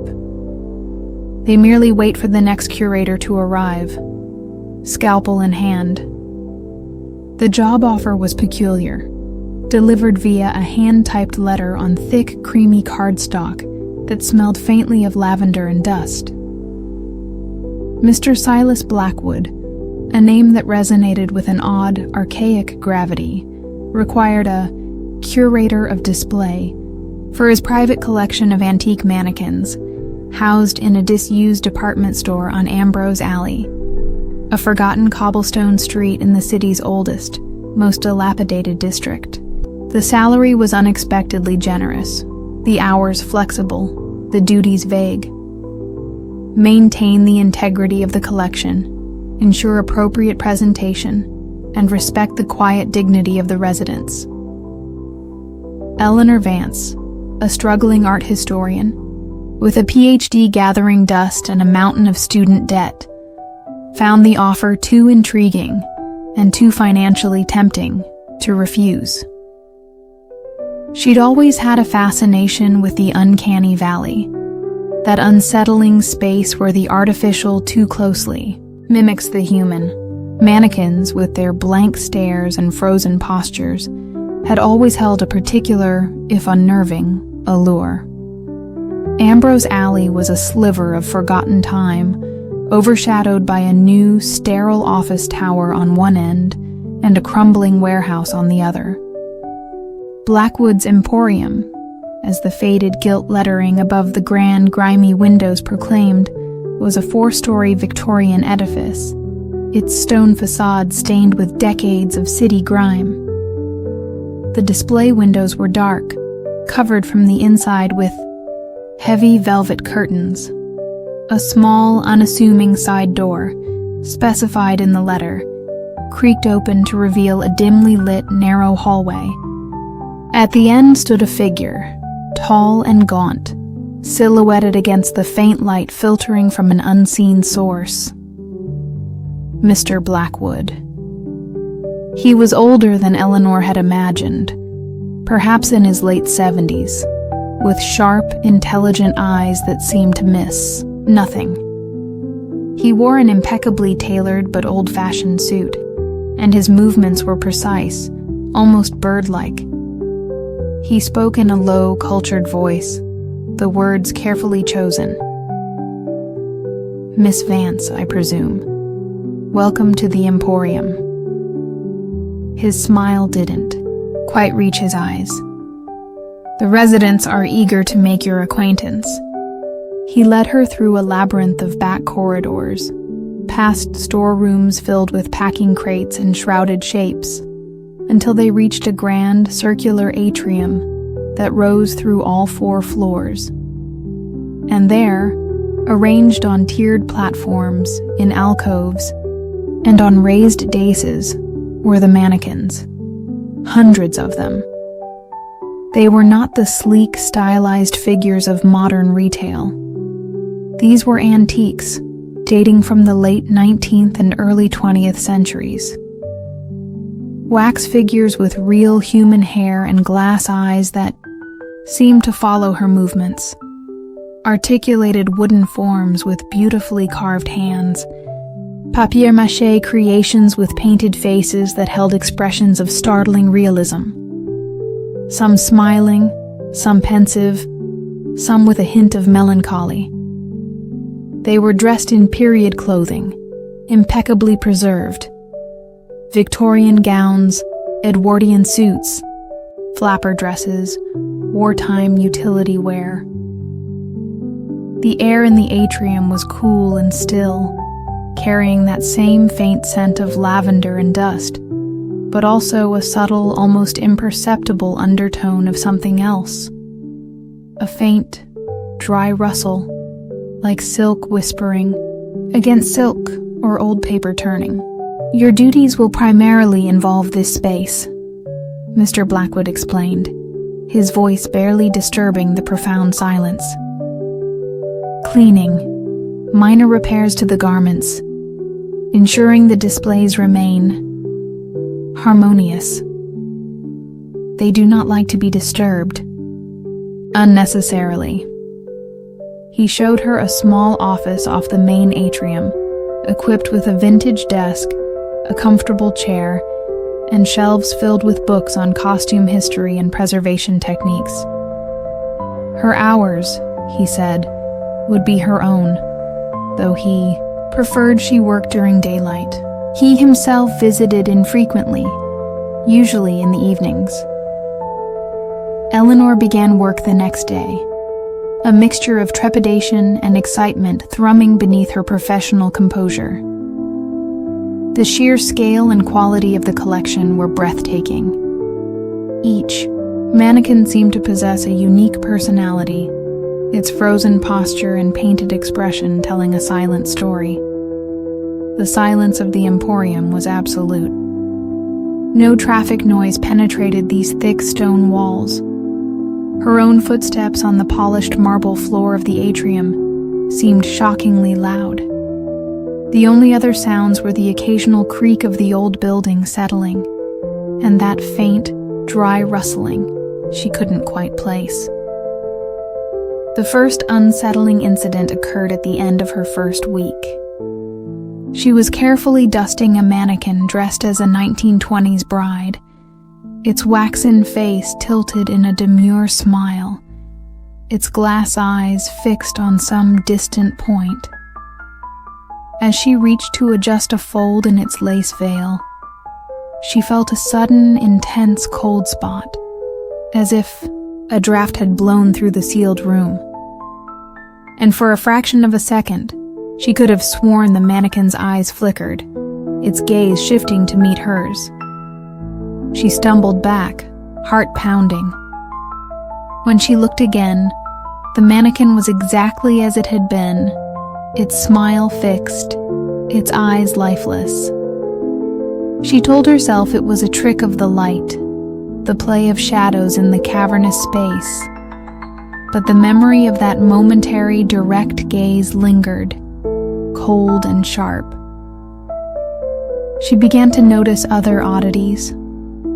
A mannequin whose head was tilted slightly to the left one day would be tilted to the right the next. A gloved hand resting on a velvet cushion would, hours later, be positioned an inch closer, to the edge. These were subtle changes, easily dismissed as misremembering, or the building settling. But they accumulated, creating a growing sense of unease. And then there were the whispers.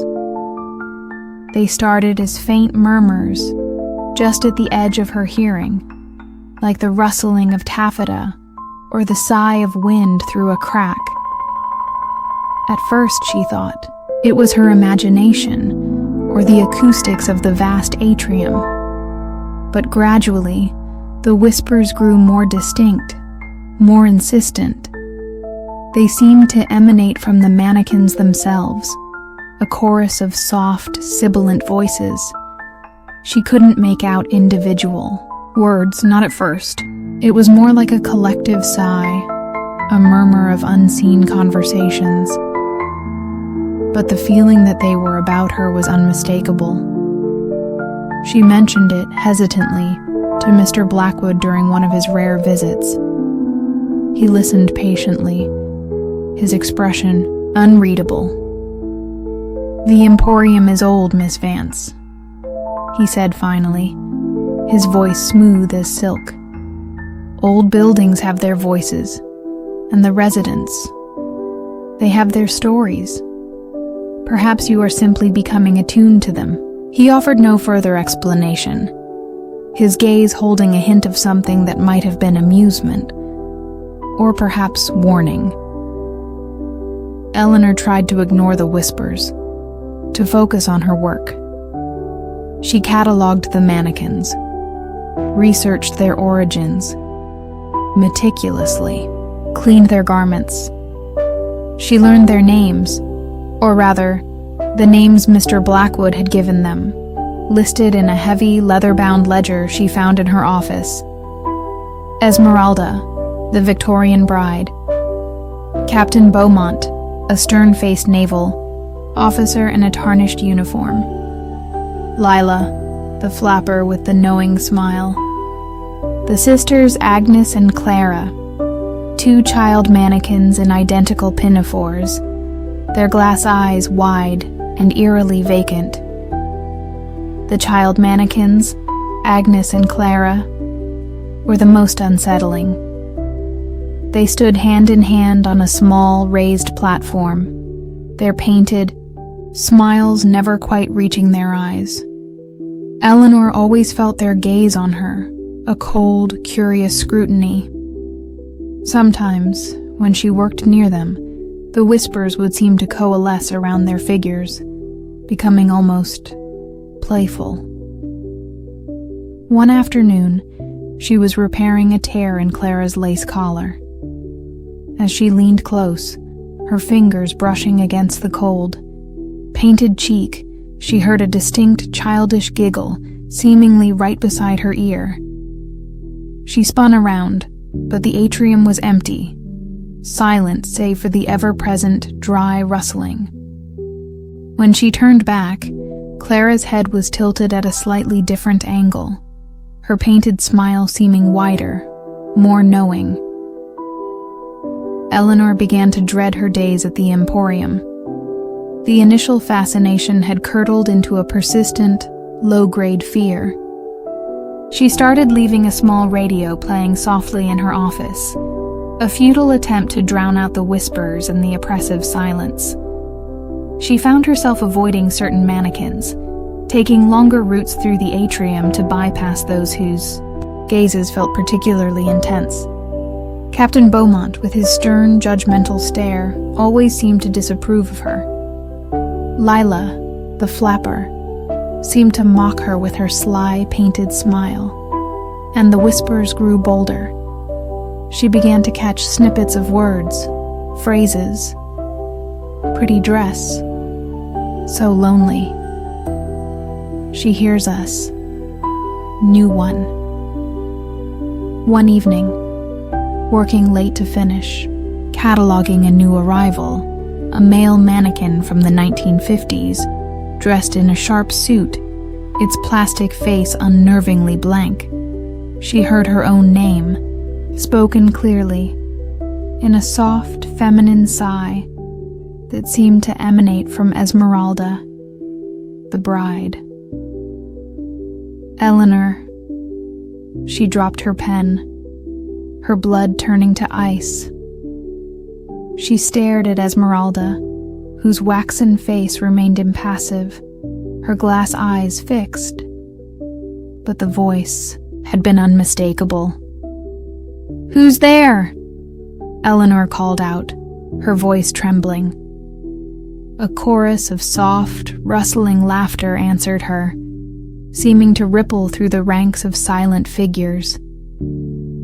She fled the Emporium that night, not even bothering to lock her office. She ran through the deserted Ambrose Alley, the sound of her own panicked footsteps echoing off the cobblestones. She considered quitting, handing in her notice, forfeiting the generous salary, and never returning to that place of silent, watching figures. But a strange compulsion, a need to understand, kept drawing her back. And, she admitted to herself with a shiver, a part of her was afraid of what might happen if she tried to leave. Mr. Blackwood's words echoed in her mind. They do not like to be disturbed unnecessarily. She began to research the history of the Emporium, of Ambrose Alley. Local archives were sparse. The building had indeed been a grand department store in the late 19th century, Blackwood & Sons Emporium of Finery. It had closed its doors abruptly in 1928, for reasons undocumented. Ambrose Alley itself had once been a bustling thoroughfare, but had fallen into decline as the city expanded in other directions. There were whispers, of course. Old newspaper clippings hinted at strange occurrences, disappearances connected to the Emporium. A Society columnist from 1927 wrote of a certain chill that had fallen over Blackwood & Sons, of lifeless figures that seem all too aware. The article was dismissed as fanciful sensationalism. Eleanor started taking photographs of the mannequins, meticulously documenting their positions at the beginning and end of each day. Her fears were confirmed. They were moving. Subtle shifts, a turned head, a repositioned hand, but undeniable. The collection was not static. It was rearranging itself. One morning, she arrived to find Agnes and Clara, the child mannequins, no longer holding hands. Clara was now standing slightly behind Agnes, her painted hand resting on Agnes's shoulder, her head tilted as if whispering a secret. And on the floor beside them lay a small, antique porcelain doll that hadn't been there the day before. A doll that looked eerily like a miniature version of Eleanor herself. The whispers were almost constant now, a low, rustling counterpoint to her own breathing. They spoke of games, of loneliness, of wanting a new friend to join their silent, eternal display. Play with us, Eleanor. Stay with us. Be one of us. She found a hidden compartment in the base of Esmeralda's display platform. Inside, nestled on faded velvet, was a small silver locket. Engraved on its surface was a single initial, E. Not for Esmeralda, for Eleanor, her predecessor. The realization hit her with the force of a physical blow. She wasn't the first curator of display. Others had come before her, drawn by the generous salary, the intriguing collection, and what had happened to them. She confronted Mr. Blackwood, her voice shaking with anger and fear. "What is this place? What are these things?" Mr. Blackwood regarded her calmly, his ancient eyes holding a deep, sorrowful wisdom. "They are not things, Miss Vance. They are vessels, echoes of lives once lived, trapped in these forms, yearning for connection. They are the true proprietors of Blackwood's Emporium." "And what am I?" Eleanor demanded. "Another acquisition?" "You are a companion," he corrected gently. "A caretaker. Someone to appreciate their beauty, to listen to their stories. They grow attached, as did your Aunt Mildred in her own way. She understood them. She kept them company for many years." Aunt Mildred. Eleanor suddenly remembered the lawyer's letter, Millie's full name. Mildred Blackwood Thorne. She was Silas Blackwood's descendant, the original Blackwood, the one who had started this collection, who had perhaps understood its true nature, or been consumed by it. "The previous curators," Eleanor whispered. "What happened to them?" Mr. Blackwood's gaze drifted towards the ranks of silent figures. They found their place among the residents. They became part of the display, their quiet dignity preserved. He gestured towards a mannequin in a far corner, one she hadn't paid much attention to before. A woman in a simple tailored dress from the 1970s, her face serene, her glass eyes holding a familiar vacant stare. "Miss Abigail Weatherby," he murmured, "a most dedicated art historian. She curated the collection for nearly a decade." Eleanor felt a cold dread seep into her bones. She was trapped, not by locked doors, but by something far more insidious. The mannequins, the whispers, Mr. Blackwood himself. They were all part of a silent, patient trap. She tried to leave that day. She walked out the side door, into the dim light of Ambrose Alley. But as she reached the end of the cobblestone street, where it met the bustling modern city, she found she couldn't take another step.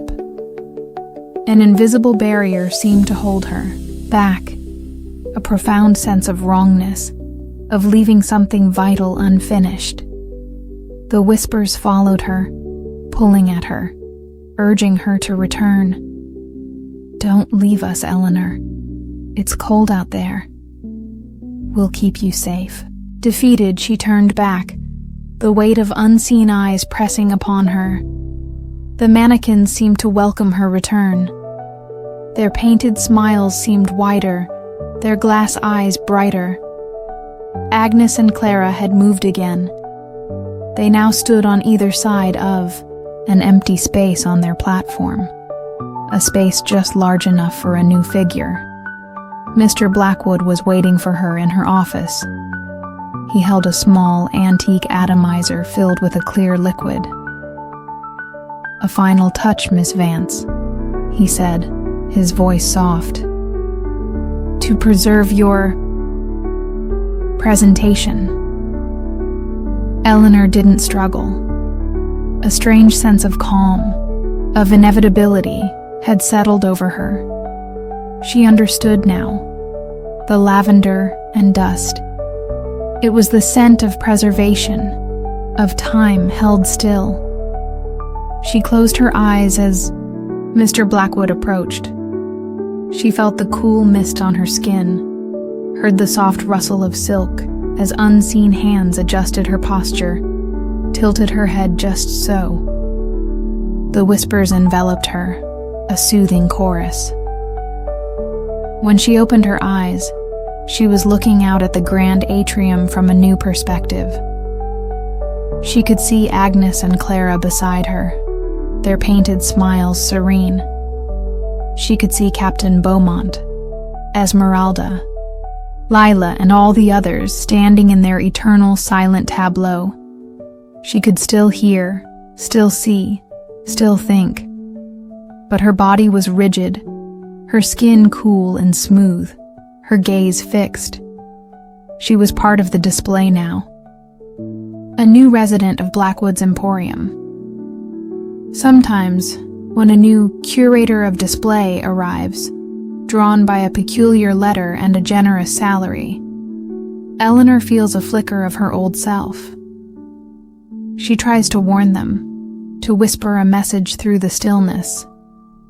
But her voice only joins the chorus, another rustle in the ancient silence, another echo in the halls of Ambrose Alley, and Mr. Blackwood, or whatever entity has worn his form for generations, continues his patient work, tending to his collection, ensuring the quiet dignity of his residence is always, and forever, preserved. The Emporium stands, a silent monument, its windows dark, its velvet curtains drawn, waiting for the next lonely soul to answer its call. The offer to digitize the archives of St. Augustine's Asylum for the Incurably Insane came at a low point in Leo Maxwell's life. His freelance archival work had dried up, his small apartment felt increasingly like a cage, and the persistent hum of the city was starting to fray his nerves. The pay was surprisingly good, the timeline generous, and the location, a remote, decommissioned institution on a windswept island off the coast of Maine, promised the kind of profound isolation he found himself craving. It's mostly patient records, doctor's notes, administrative ledgers. Mr. Abernathy, the elderly, soft-spoken representative of the Historical Preservation Society, had explained. The asylum closed its doors in '73. Everything's been gathering dust since. We just need it preserved before it deteriorates completely. You'll have the run of the place. Caretaker checks in once a week with supplies. St. Augustine's was a monolithic Victorian Gothic structure, all soaring spires, gargoyle-encrusted ledges, and narrow barred windows. It dominated the small rocky island, its dark stone silhouette a stark contrast against the perpetually gray sky. The ferry that dropped Leo off with his equipment and a month's worth of supplies was a small, chugging vessel named the Karen, a detail that didn't escape his notice. The caretaker, a taciturn islander named Silas, met him at the crumbling dock. Silas's only advice, delivered in a low grumble, was, "Don't wander the West Wing after dark, and keep the generator fueled. Storms come up fast here." The interior of St. Augustine's was a labyrinth of echoing corridors, peeling paint, and the pervasive scent of mildew, old paper, and something else. A faint, antiseptic odor that seemed to cling to the very stones, a ghostly reminder of its former purpose. Leo set up his workstation in the former head physician's office, a large wood-paneled room with a view of the churning slate-gray sea. The archives themselves were housed in a series of locked rooms in the East Wing, shelves groaning under the weight of decaying ledgers and boxes filled with brittle patient files. The first few days were uneventful, if unsettling. The silence of the asylum was immense, broken only by the mournful cry of gulls, the distant crash of waves, and the occasional creak of the ancient building settling around him. He worked methodically, scanning documents, cataloging entries, losing himself in the faded ink and forgotten lives. The patient records were a disturbing litany of human suffering. Melancholia, hysteria, dementia precox. Treatments were archaic, often brutal. Hydrotherapy, insulin shock, lobotomies described in chillingly detached medical prose. He found himself increasingly drawn into the narratives, the brief, tragic glimpses into minds unmoored. The static started on the 5th night. He was working late, fueled by coffee and an obsessive need to make progress. He'd brought a small, battery-powered radio for company, but the reception on the island was terrible, mostly white noise. He usually kept it off. Tonight, however, as he was carefully turning the fragile page of a patient's journal from 1933, the radio crackled to life on its own. Not music, not a voice, just a burst of harsh, aggressive static, so loud it made him jump. It lasted only a few seconds, then silence. He checked the radio. It was still switched off. He chalked it up to an electrical surge, a loose wire. But the next night, it happened again. This time, the static was softer, more prolonged, almost like a whisper just beyond the range of comprehension. And within the static, he thought he heard voices. Faint, distorted, a cacophony of murmurs that seemed to ebb and flow like the tide. He began to feel watched. The sensation was subtle at first, a prickling on his skin, the feeling of eyes on his back when he was bent over a ledger. He'd turn, expecting to see Silas on an unscheduled visit. But the corridors were always empty, the silence profound. He started exploring the asylum during his breaks, armed with a powerful flashlight. The East Wing, where he worked, was unsettling enough, but it was the West Wing that truly unnerved him. Silas's warning echoed in his mind. The West Wing, according to the old floor plans, had housed the most disturbed patients, the incurables. It was darker here, the air colder, the sense of desolation more acute. Doors to individual cells hung open like gaping mouths, revealing small, barren rooms with rusted bed frames and peeling padded walls. In one cell, he found a series of childlike drawings scratched into the plaster, depicting stick figures with screaming faces being tormented by shadowy, elongated shapes. In another, a single rusted chain hung from the ceiling, its purpose chillingly obvious. The static on the radio became a nightly occurrence. It would start softly, a low hiss, then gradually build, the faint, distorted voices within it growing more insistent. He tried to tune it out, to focus on his work, but it was like an itch he couldn't scratch. One night, as he was scanning a series of electroshock therapy logs, the static suddenly resolved into a single clear voice. A woman's voice, thin and reedy, humming a nursery rhyme he didn't recognize. The melody was discordant, unsettling. Then, just as suddenly, it was swallowed by the static again. Leo's academic detachment began to fray. He found himself sleeping poorly, plagued by vivid, disturbing dreams of the asylum in its heyday, of patients shuffling through the halls, their eyes vacant, their faces contorted in silent screams. He started hearing other sounds, soft footsteps in empty corridors, the distant clang of a metal door, a faint, mournful sobbing that seemed to come from the walls themselves. He knew it was an old building, prone to strange noises. But these sounds felt intentional, he found a hidden cache of documents in a locked sub-basement, records that hadn't been part of the main archive. These were from the asylum's earliest days, the late 19th century. They detailed experimental treatments, unorthodox theories about the nature of madness, and they mentioned the whispering sickness.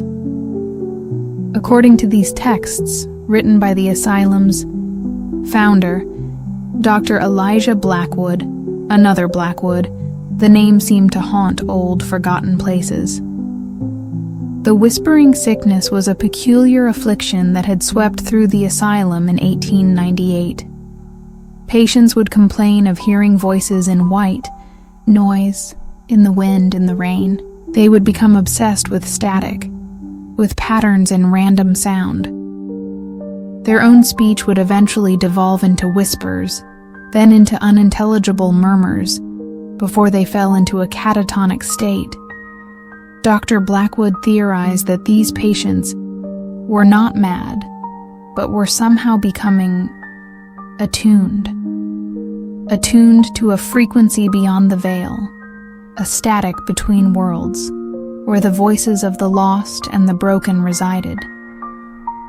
He believed St. Augustine's, due to its isolated location and the unique mineral composition of the island's rock, acted as an antenna.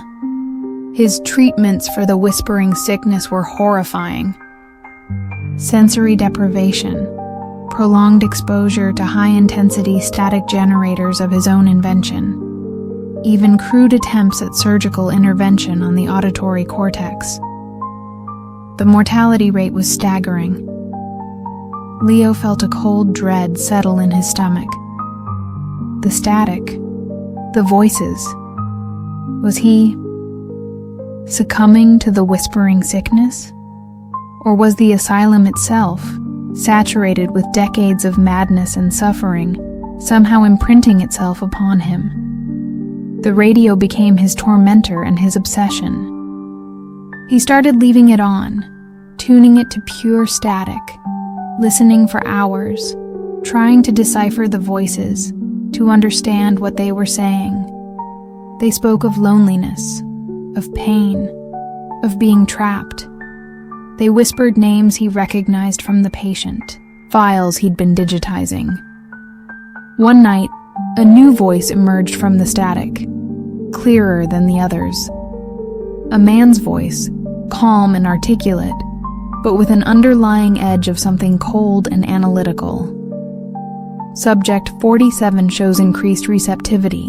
Auditory hallucinations are now persistent. Paranoia is developing. Prognosis? Promising. Leo froze. Subject 47. That was the designation for a patient named Thomas Ashton, whose journal he had read just that afternoon, a journal filled with desperate pleas for the whispers to stop. The voice from the radio continued, as if dictating notes. The island amplifies. The stone remembers. The static is a gateway. He is close to hearing the true signal. This wasn't a patient. This was a doctor. This was Blackwood. Or something that thought it was Blackwood. Leo ripped the batteries from the radio, throwing it across the room where it smashed against the stone wall. But the static didn't stop.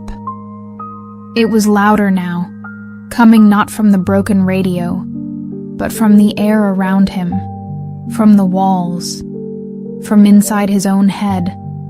And the voices were clearer, more numerous.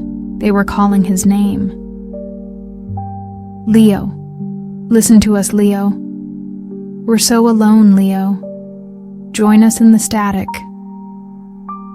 He fled his office, stumbling through the dark corridors of the East Wing, the whispers pursuing him, echoing in his mind. He had to get to the West Wing. He didn't know why, but some desperate instinct told him the answer, or perhaps the source, lay there.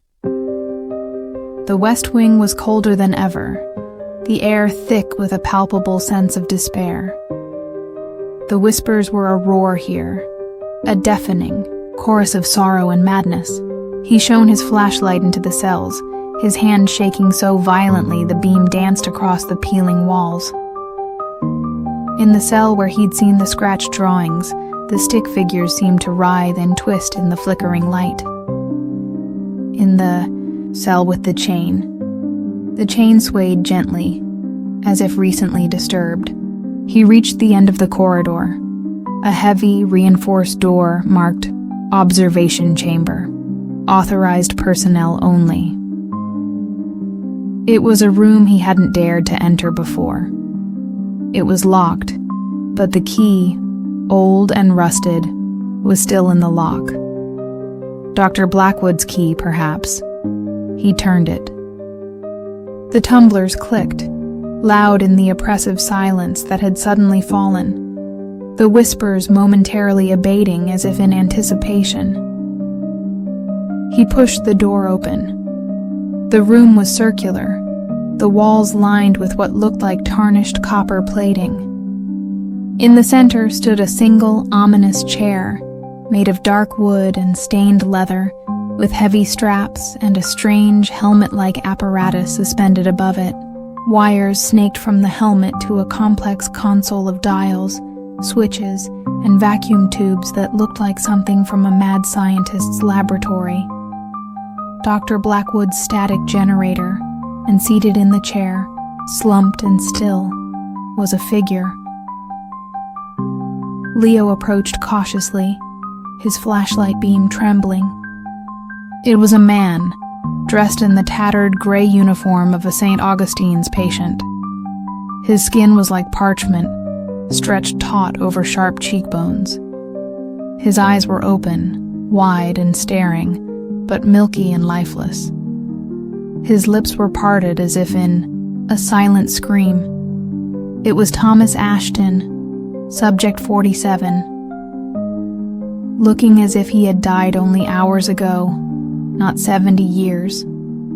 As Leo stared, a low hum began to emanate from the console.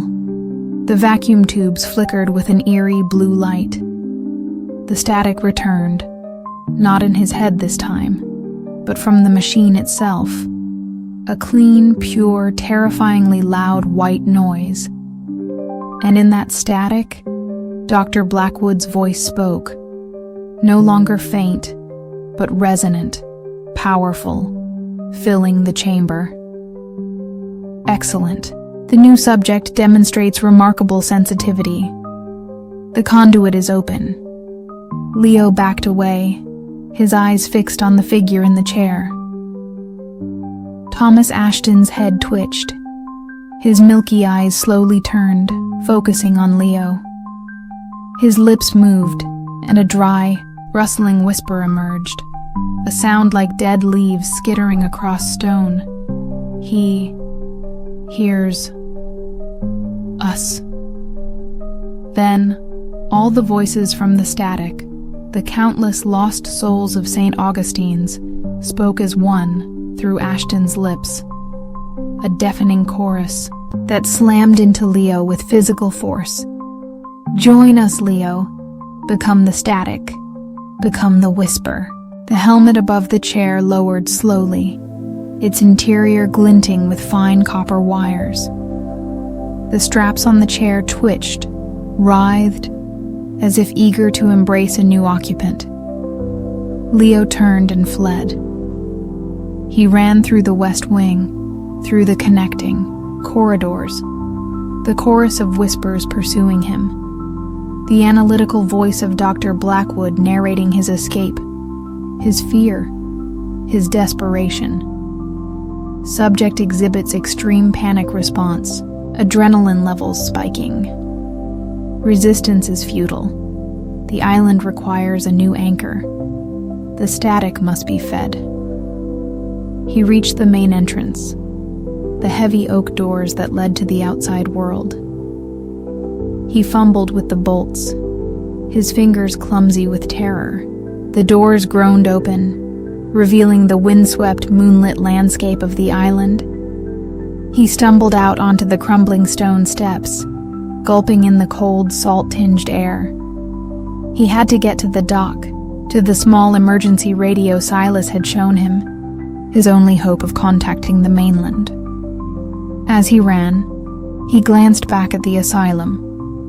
Every window in the vast, dark edifice was illuminated with that eerie blue light from the vacuum tubes, and in each window, he saw a face.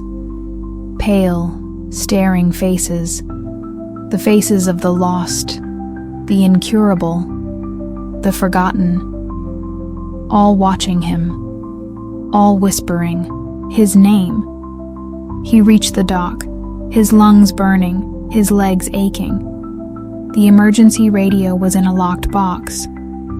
He smashed the lock with a rock, his hands bleeding, and grabbed the handset.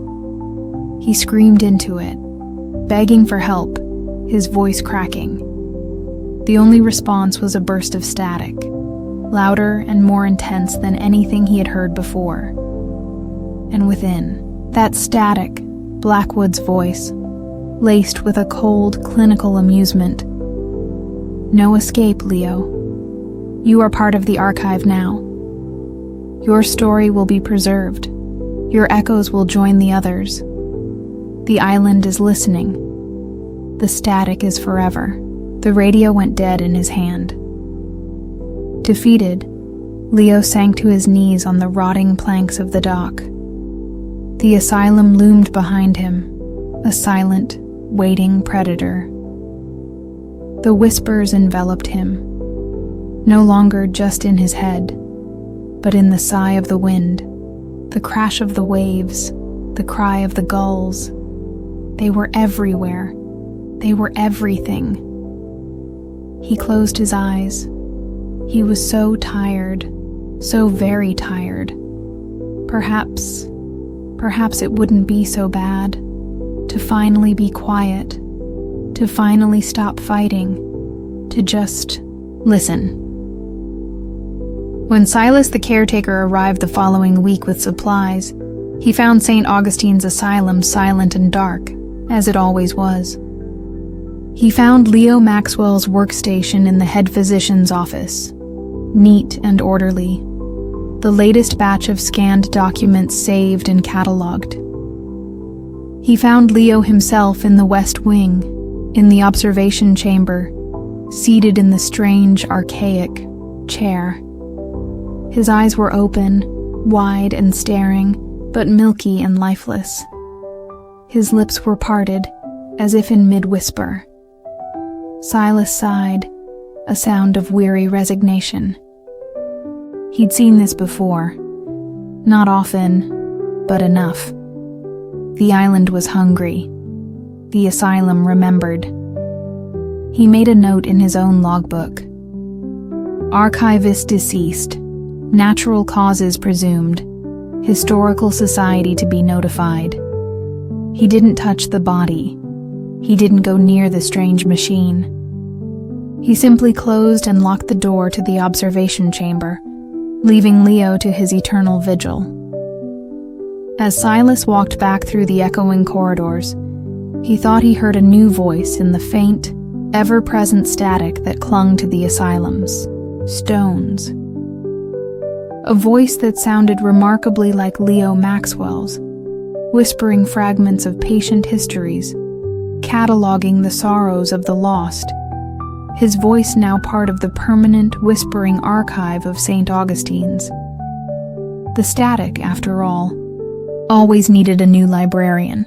The Orpheum Grand Theater wasn't just old, it was ancient, a crumbling Beaux-Arts dowager sighing her last breaths in a forgotten corner of downtown.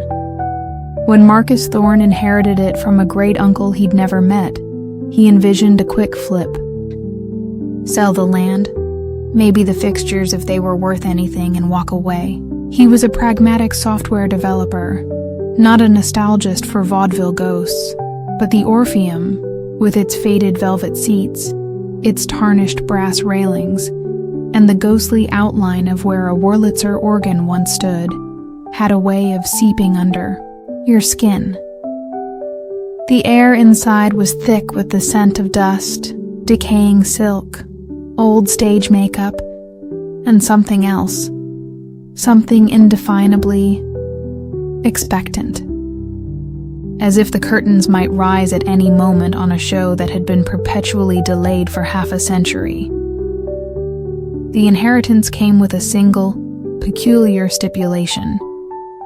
Marcus had to personally catalog every remaining prop, costume, and piece of scenery stored in the theater's labyrinthine backstage and cavernous fly loft before any sale could proceed. His great-uncle, a man named Alistair Thorne, the Thorne name it seemed was predisposed to eccentric legacies, had been the Orpheum's last obsessive caretaker. Marcus set up a temporary office in what had once been the Star's dressing room, a cramped space with a cracked mirror still ringed by dead light bulbs. He brought in a laptop, a digital camera, and an industrial-sized coffee maker. He figured a week, 2 at most, would see the job done. The silence of the Orpheum was the first thing to unnerve him. It wasn't the quiet of an empty building. It was the hushed, anticipatory silence of an audience waiting for the overture. He'd find himself lowering his voice, treading softly on the creaking floorboards, as if afraid to disturb something. He started in the costume department, a vast, musty chamber filled with racks upon racks of garments. Sequined flapper dresses shed their beads at a touch. Moth-eaten tailcoats hung like deflated phantoms. Plumed hats drooped sadly on their stands. As he worked, carefully photographing and tagging each item, he began to feel it, the distinct sensation of being watched. He'd glance up, expecting to see a vagrant who'd found a way in, or perhaps a curious rat. But the rows of headless, dress forms and vacant costumes were still, their silence absolute. Yet, the feeling persisted. A prickling on his skin, a weight in the air, as if an unseen audience were scrutinizing his every move. The props loft was even worse. It was a chaotic wonderland of forgotten theatrical dreams. Papier-mâché dragon, heads with chipped paint, gilded thrones missing their jewels, rubber daggers, trick bird cages, a full-sized, disturbingly realistic guillotine. Here, the feeling of being watched was accompanied by faint, almost inaudible sounds. The sigh of what might have been a velvet curtain stirring in a non-existent breeze. The softest tap, tap, tap, like impatient fingers on an armrest. The faintest whisper of applause that vanished when he tried to locate its source. He found his great-uncle Alistair's journals in a dusty roll-top desk backstage. The entries, penned in a precise, elegant script, started as a meticulous record of the Orpheum's dwindling performances in the late 1960s, but gradually devolved into something more disturbing. May 12, 1971. The house was nearly empty again tonight, but they were still here. They always are. Their appreciation is quieter now, but more intense. June 3rd, 1971. I swear I saw movement in the loge boxes during the final act. Not patrons. The theater itself, breathing. Or perhaps them, taking their seats. Marcus frowned. Them, August 19th, 1972. The final curtain. The Orpheum is officially closed. But the show, I fear, never truly ends for its most devoted audience. They remain. They wait. The entries became more erratic. Alistair wrote of hearing phantom orchestras tuning up in the dead of night, of seeing shadowy figures in the orchestra pit, of feeling cold spots in the empty auditorium seats. He described an unseen audience, entities bound to the Orpheum, sustained by the echoes of past performances, by the residual emotions of 1,000 opening nights and final bows. Marcus, a man of logic and code, tried to dismiss it as the ramblings of an old, lonely man. But the oppressive atmosphere of the Orpheum, the constant feeling of being watched, the phantom sounds, it was getting harder to rationalize. One afternoon, while cataloging a collection of antique stage masks, tragedy and comedy, their painted expressions grotesque in the dim light, he heard a distinct cough from the auditorium, a dry, polite, expectorant cough, the kind someone makes to clear their throat before a performance. He froze, his heart leaping. "Hello?" he called out, his voice echoing unnaturally in the vast space. No response. Only the thick, expectant silence. He cautiously made his way through the backstage maze, past dusty flats painted with idyllic landscapes and crumbling Grecian columns, until he reached the wings. He peered out onto the stage. The auditorium was empty, a sea of faded velvet seats receding into the gloom. The grand proscenium arch framed nothing but darkness. Yet, the feeling of 1,000 eyes upon him was overwhelming. He felt like an actor who had stumbled on stage during an intermission, caught unprepared by a waiting house. He retreated, his skin crawling. That night, he couldn't sleep. He kept the lights in the dressing room blazing, the coffee flowing. Every creak of the old theater seemed to be a footstep, every rustle a whisper. He found himself humming tunes he didn't recognize, snippets of forgotten vaudeville songs, as if the melodies were seeping into him from the very walls. He discovered a hidden trapdoor in the stage floor, leading down to a series of cramped, brick-lined tunnels, the understage. It smelled of damp earth, rodent droppings, and something else. A faint, sweet perfume, like old-fashioned stage powder. Here, the feeling of presence was almost suffocating. He found remnants of old, machinery for stage effects, rusted levers, frayed ropes, and in one narrow passage, he found a child's worn leather shoe, small and heartbreakingly delicate. Alistair's journal mentioned the understage. They sometimes gather there, in the dark, the children especially. They miss the pantomimes. They whisper their lines in the shadows. Marcus began to see them, or rather, glimpses of them. A flicker of movement in the darkened loge boxes, a shadowy form disappearing behind a velvet curtain, the brief impression of a pale face in a dusty mirror, gone when he looked directly. He started leaving a single ghost light burning on the stage at night, an old theatrical tradition to appease the spirits of the theater. He didn't believe in ghosts, he told himself. It was just a precaution, a mark of respect for the building's history. But the activity intensified. Props would be subtly rearranged overnight. A tragic mask left on a table would be replaced by a comedic one. A music stand in the orchestra pit would be tilted, as if an unseen musician had just left it. One morning, he found a single, perfectly preserved white rose lying on the conductor's podium.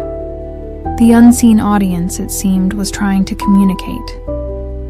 Or perhaps to direct. He was working late in the fly loft, a dizzying space high above the stage, filled with ropes, pulleys, and massive counterweights for the scenery. He was photographing a series of beautifully painted backdrops, a Venetian canal, a moonlit forest, a Parisian street scene. The air was thin and cold up here, the silence even more profound. Suddenly, He heard the distinct sound of ropes creaking, the groan of counterweights shifting. He looked down, his heart pounding. Below him, on the empty stage, one of the backdrops, the moonlit forest, was slowly, majestically, lowering into place. No one was at the controls. No one could be. He was alone in the theater, the backdrop, settled, perfectly aligned. Then, from the wings, a single ethereal spotlight of a make he hadn't seen since his college theater days flickered to life, illuminating center stage. Marcus watched, frozen, from his perch in the flyloft. The stage was set, the light was on. The unseen audience was waiting. For what? For him? A new entry in Alistair's journal, discovered later that night, provided a chilling possibility. They grow restless. The echoes are fading. They require a new performance, a new story to sustain them. They look to me, but I am old, tired. My part is almost played. Marcus realized with dawning horror that the cataloging wasn't just a task, it was an audition. He was being observed, evaluated. His great-uncle hadn't just left him a building, he'd left him a role, a responsibility. The next day, he found a script lying on his desk in the dressing room. It was typed on old, yellowed paper, the title page reading, "The Last Encore, a melodrama in 3 acts."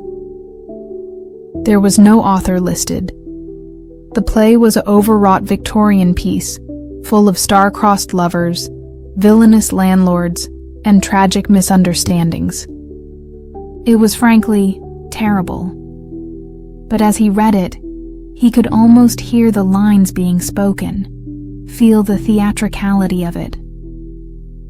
That evening, as he sat alone in the vast, empty auditorium, a single seat in the front row creaked as if someone had just settled into it. Then another, further back, and another. No visible forms, but the distinct impression of the house filling up. The whispers were clearer now, expectant. The performance. It is time. The last encore. Marcus knew what he had to do. It was insane, irrational, but some deeper instinct. Perhaps the dormant performer in every soul, or perhaps the encroaching influence of the Orpheum itself, compelled him. He walked backstage, his footsteps echoing in the sudden, profound silence. He found a dusty tuxedo in the costume department that, eerily, fit him perfectly. He even found a small pot of grease paint and, looking into the cracked mirror of the star's dressing room, applied a touch to his face, highlighting his cheekbones, darkening his brows. He walked onto the stage, into the waiting spotlight. The moonlit forest backdrop loomed behind him. He faced the empty auditorium, which felt impossibly full. He could feel their collective gaze, their silent, hungry anticipation. He took a breath, and he began. He performed the last encore, all 3 acts, playing every role. He declaimed the hero's noble speeches, simpered as the damsel in distress, cackled as the villain. He moved across the stage, his voice filling the vast space, fueled by a strange energy that was not entirely his own. He felt ridiculous, a grown man playing dress-up in an empty theater. But as he performed, something shifted. The air grew warmer. The oppressive weight lifted. The whispers subsided, replaced by a profound, attentive silence. the silence of a captivated audience. When he delivered the final, tragic lines of the play, collapsing in a heap center stage as the script demanded, the silence held for a long moment. Then, he heard it. Applause. Not loud, not boisterous, but a soft, dry, rustling applause, like 1,000 autumn leaves skittering across pavement. It came from all around him, from the empty seats, from the darkened boxes, from the shadowy balcony. He lay there, breathless, exhausted, as the applause washed over him. Then, as suddenly as it began, it faded, and the Orpheum was silent once more. But this time, the silence felt different. Sated, peaceful. The spotlight dimmed and died. The moonlit forest backdrop slowly, smoothly, ascended back into the loft. Marcus picked himself up, his body aching, his throat raw. He felt drained, but also strangely exhilarated. He walked off stage, through the wings, back to the dressing room. The script for The Last Encore was gone from his desk. In its place lay a single, perfect white rose, its petals still dewy. He finished cataloging the Orpheum's contents over the next few days. The feeling of being watched was still there, but it was different now.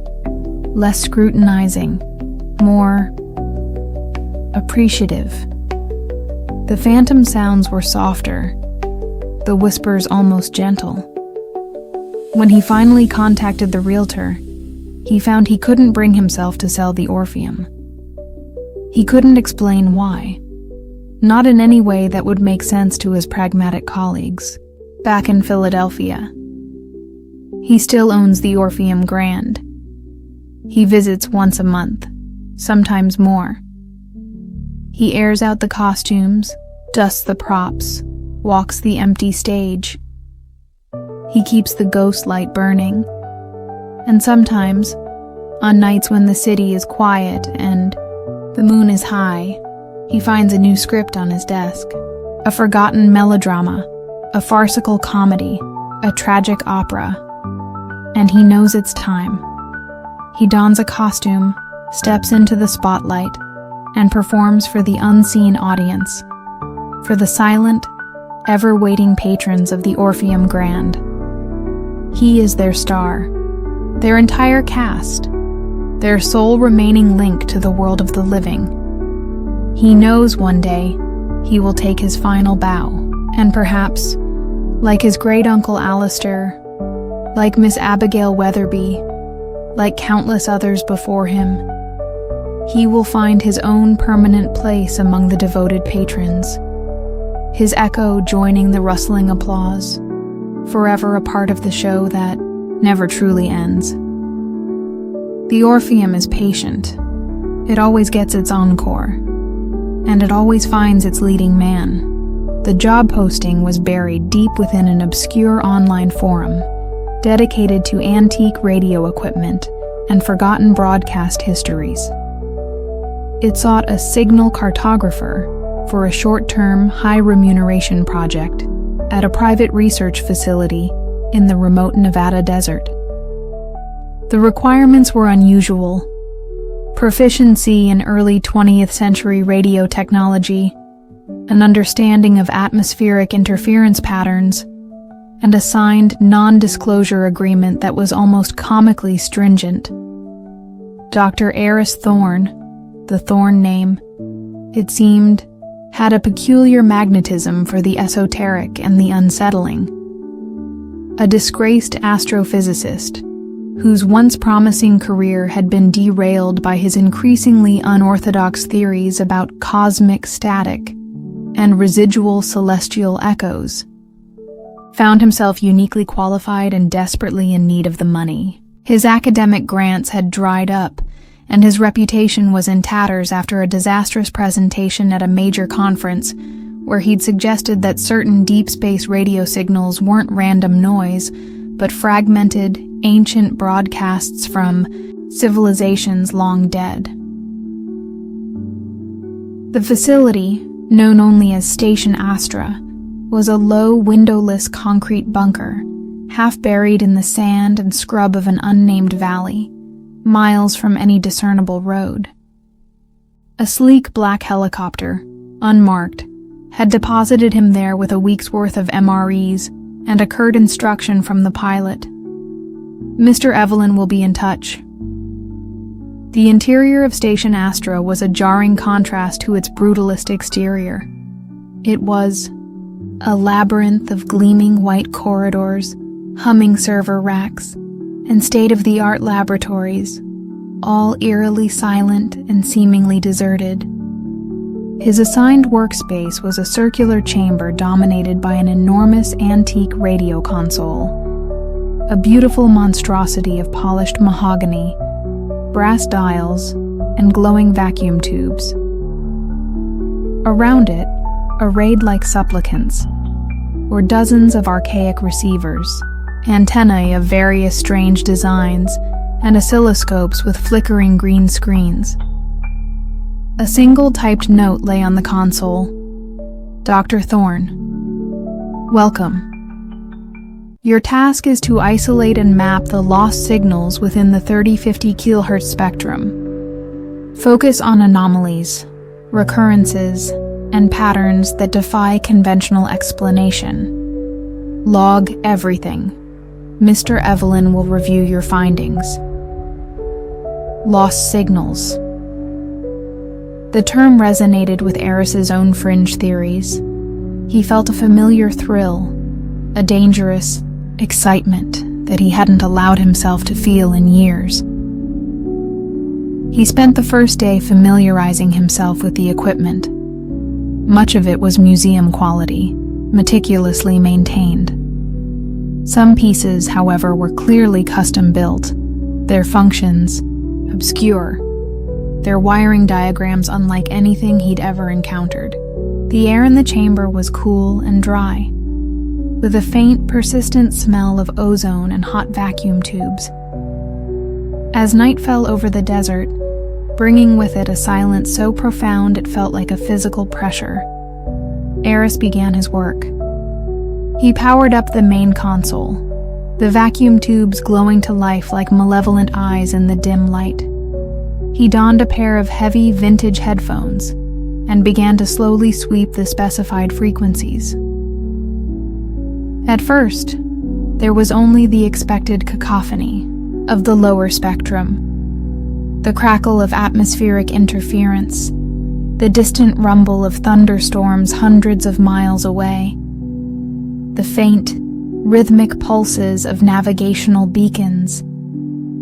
But as he tuned finer, navigating the almost silent spaces between the known signals, he began to hear them, the lost signals. They were faint, ethereal, like whispers from a vast distance. Fragmented melodies that sounded like no earthly music. Snatches of voices speaking in unknown, guttural languages. Rhythmic clicks and pulses that formed complex, repeating patterns. They were buried deep within the static, like ghosts in the machine, easily dismissed as interference or imagination. But Eris knew better. This was what he had been searching for his entire career. He worked through the night, meticulously logging each anomaly, triangulating its apparent source using the array of directional antennae, noting its intensity, its duration, its peculiar characteristics. The signals were elusive, appearing and disappearing without warning, sometimes overlapping, creating a disorienting chorus of the unknown. The first truly unsettling signal came just before dawn. It was a woman's voice, singing a lullaby.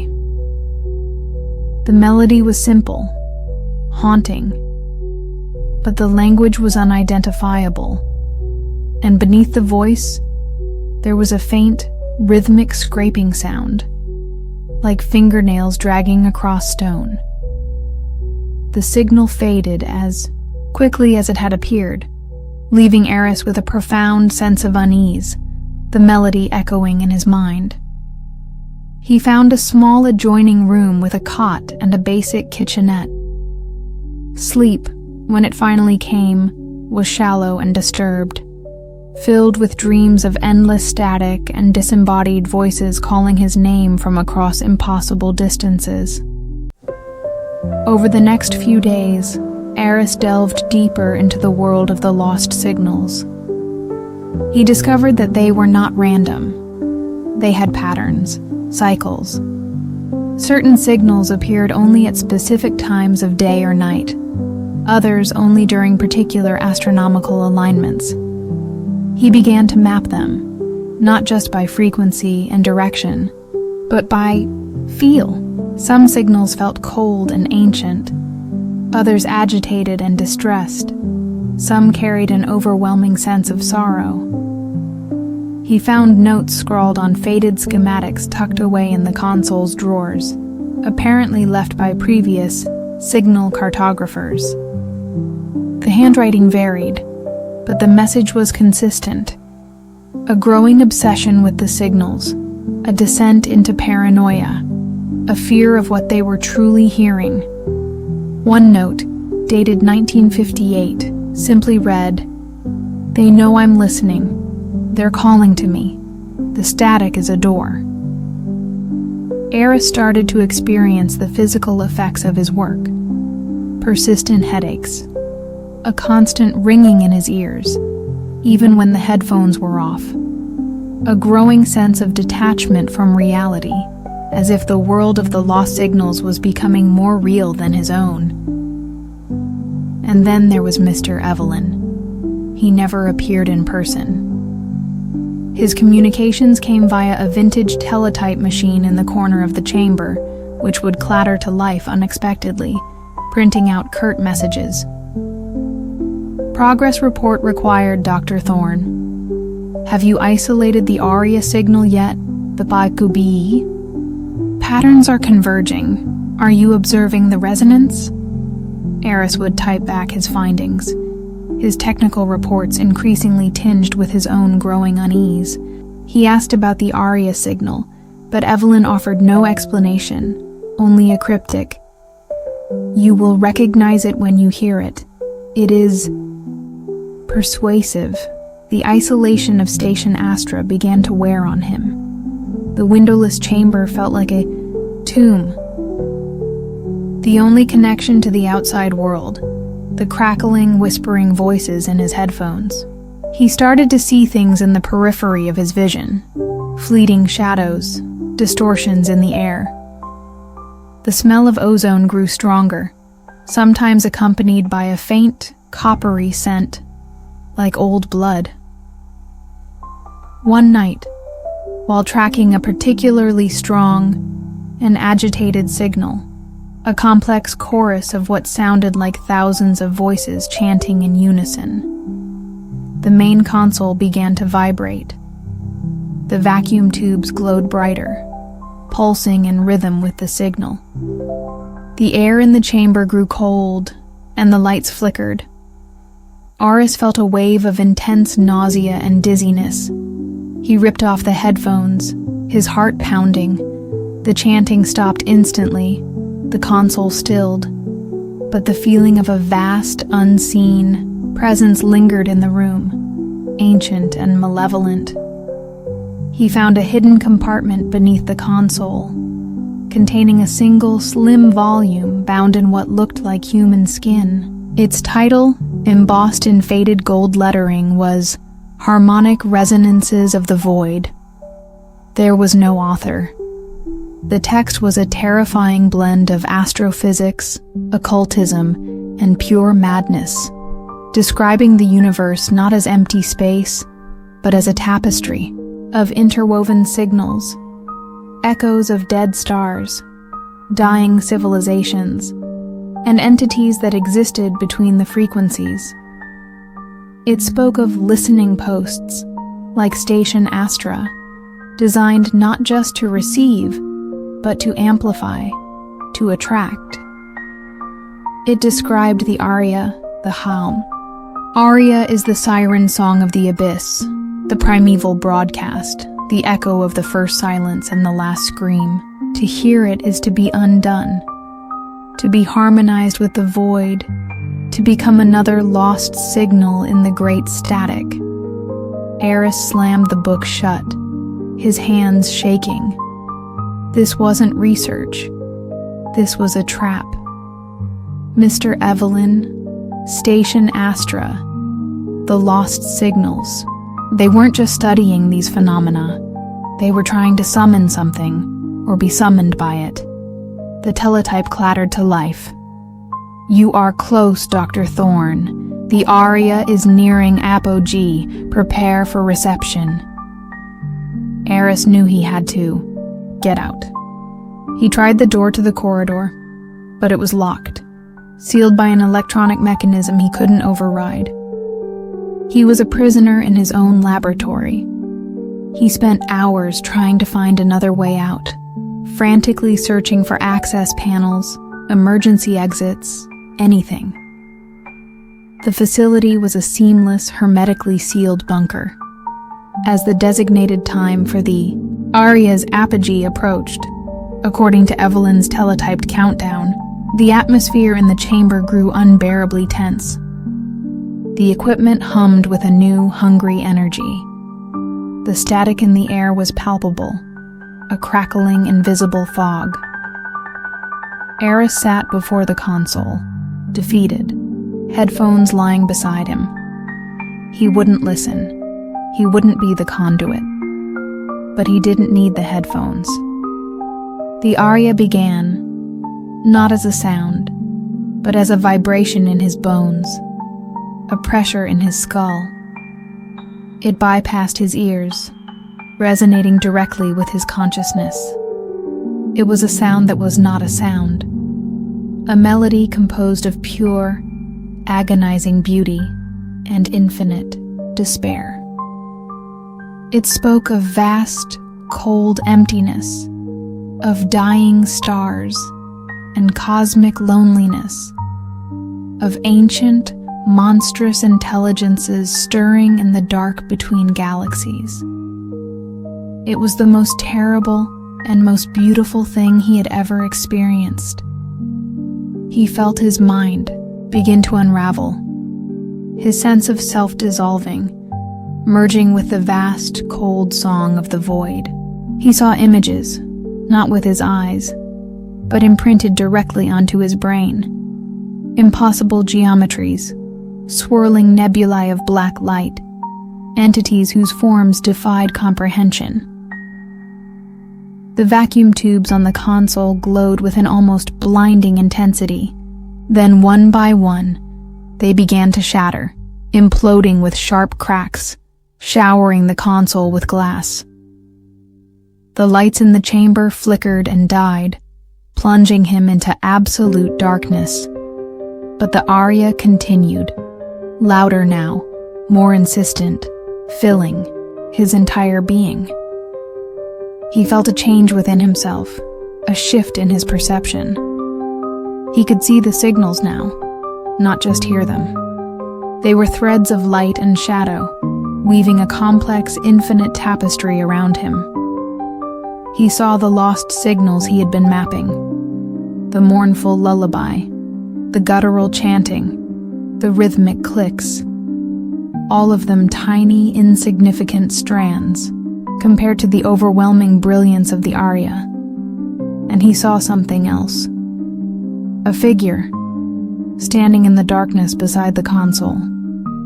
Tall and gaunt, cloaked in shadow, its face obscured. But Eris knew, with a certainty that transcended reason, that it was Mr. Evelyn. Or rather, what Mr. Evelyn had become, a conduit, an amplifier, a being harmonized with the void. Evelyn extended a hand, not of flesh and blood, but of woven static and starlight. "Join the broadcast, Dr. Thorne." Its voice echoed in Eris's mind, a voice made of 1,000 lost signals. "Become eternal. Become the static." Eris felt himself being pulled, his consciousness stretching, thinning, ready to dissolve into the cosmic song. This was it. This was the undoings the book had described. But as his sense of self teetered on the brink of oblivion, a different signal cut through the area, small and weak, but fiercely defiant. It was the sound of a human heartbeat, his own, and with it, a memory, his disastrous presentation, the scorn of his colleagues, his fierce, desperate belief in the echoes of lost civilizations. He hadn't been entirely wrong. He had just been listening to the wrong broadcast. He clung to that memory, to that spark of defiance, to the fading echo of his own humanity. He focused all his will, all his remaining sense of self, into a single desperate thought. "I am not a signal. I am a receiver, and I choose not to listen." The effect was explosive. It was as if he had thrown a switch, reversing the polarity of the entire station. The aria faltered, its beautiful, terrible song fracturing into discordant noise. The figure of Evelyn recoiled, its form flickering, its hand of static dissolving. The chamber was filled with a deafening roar of pure, undifferentiated, white noise, a tsunami of static that threatened to overwhelm him. But Aris held firm, focusing on his own internal silence, his own refusal. Then, as suddenly as it began, it was over. The aria was gone. The static faded. The figure of Evelyn vanished. The chamber was dark, silent, and cold. Aris lay on the floor, gasping for breath, his body trembling, his mind shattered, but somehow, still his own. Hours later, as the first pale light of dawn filtered through some unseen vent, the door to the chamber hissed open. The pilot of the black helicopter stood there, his face impassive. "Mr. Evelyn sends his regrets," the pilot said, his voice devoid of emotion. "It appears the experiment was inconclusive. Your services are no longer required." They left him on the side of a deserted highway, miles from any town, his meager belongings beside him. The black helicopter lifted into the sky and disappeared over the horizon, leaving him alone in the vast, indifferent desert. Aris never spoke of Station Astra, or the lost signals, or the aria. He couldn't. The NDA was the least of his concerns. Who would believe him? And how could he describe a sound that was not a sound, a song that could unravel the mind? He returned to his quiet life, but he was forever changed. He could no longer bear silence. It felt too much like the expectant hush before the aria. He surrounded himself with noise, with music, with the mundane chatter of the city. But sometimes, late at night when the world is quiet, he can still feel it. A faint vibration in his bones, a pressure in his skull. A distant echo of the aria, calling to him from the dark between the stars. He knows Station Astra is still out there, in the desert, waiting. He knows Mr. Evelyn, or whatever wears his name now, is still listening, still searching for new cartographers, new conduits. And Eris knows that a part of him is still there, in that dark, circular chamber, forever attuned to the static, a lost signal himself, whispering a warning to anyone foolish enough to listen to the harmonies of the void. The desert keeps its secrets, and the static, it seems, is eternal. The advertisement in the situations vacant section of the local, near-defunct newspaper was deceptively simple. Gardener required for private residence. Experience with unusual flora preferred. Live-in position. Discretion paramount. Apply. In person, dusk, Gethsemane Row, number 13. Ilara, a botanist whose promising academic career had withered on the vine after a controversial paper on sentient phytology, the theory that some plants possessed a rudimentary interconnected consciousness, found herself with few options. Her funding was cut, her reputation tarnished. The ad, with its peculiar phrasing and even more peculiar application instructions, resonated with a part of her that had always been drawn to the fringes of science, the places where myth and biology intertwined. Gethsemane Row was less a street and more a forgotten alley, tucked away behind the crumbling grandeur of the city's old merchant district. Number 13 was a tall, narrow townhouse, its brick facade almost entirely obscured by a rampant, disturbingly vibrant ivy that seemed to pulse with a life of its own. The windows were dark, like eyes shuttered against the world. A wrought iron gate, twisted into elaborate, thorny patterns, barred the entrance to a small, shadowed courtyard. As dusk settled, painting the grimy brickwork in hues of bruised purple and blood orange, Ilara pushed open the creaking gate. The air in the courtyard was thick, humid, and carried an overwhelmingly sweet, almost cloying scent of unfamiliar blossoms and damp earth. The garden, if it could be called that, was a chaotic riot of strange and exotic plants. Flowers and colors she'd never seen, with petals that seemed to writhe in the dim light. Leaves shaped like grasping hands, vines that coiled like serpents. Nothing here was familiar, nothing native. A tall, slender figure emerged from the shadows of the porch. Mr. Alaric Thorne, the Thorne name Ilara would later reflect seemed to be a lodestone for the uncanny, was ageless, his face smooth and unlined, yet his eyes held a weary, ancient knowledge. He was dressed in dark, impeccably tailored clothes that seemed to absorb the fading light.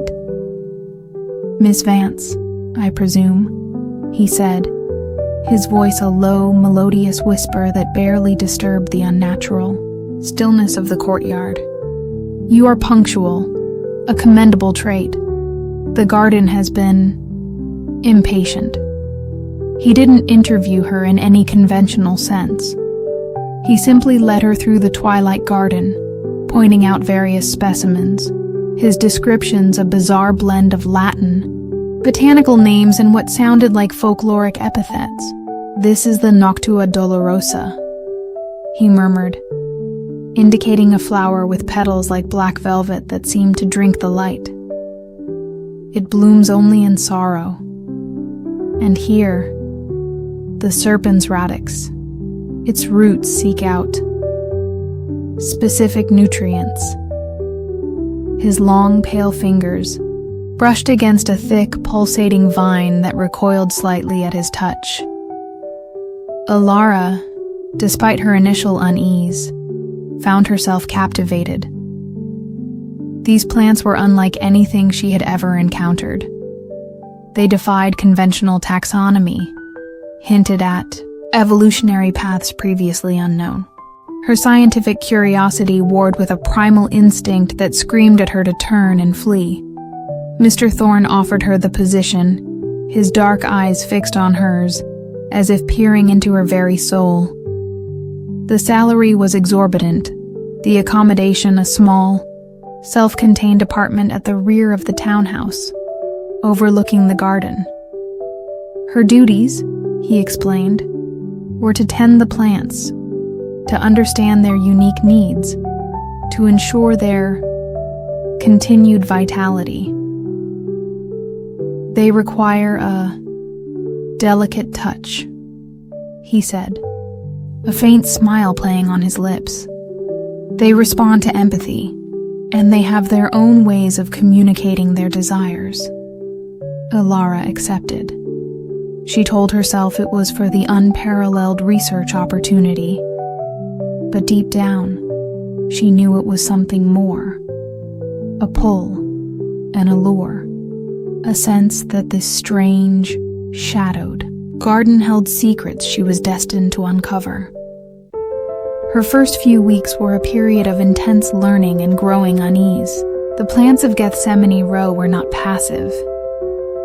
They seemed to watch her, their leaves turning to follow her movements, their flowers tilting as if listening.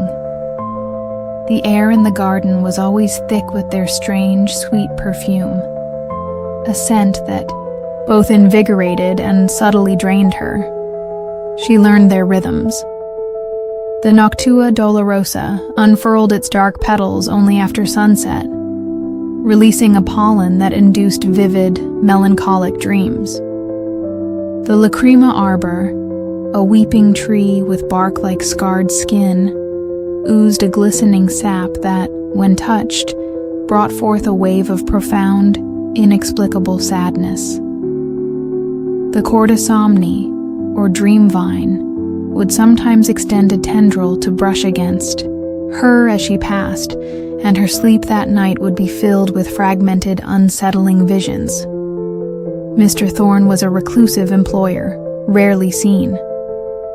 He left her detailed, handwritten notes on antique parchment, outlining specific feeding schedules, pruning techniques, and environmental enrichment for certain plants.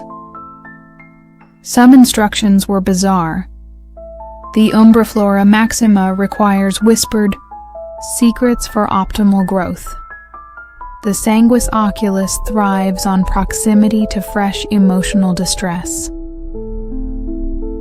Ilara tried to maintain a scientific detachment, meticulously cataloging each plant, taking samples, which withered and died almost immediately upon removal from the garden, cross-referencing her observations with obscure botanical texts she found in the townhouse's dusty library.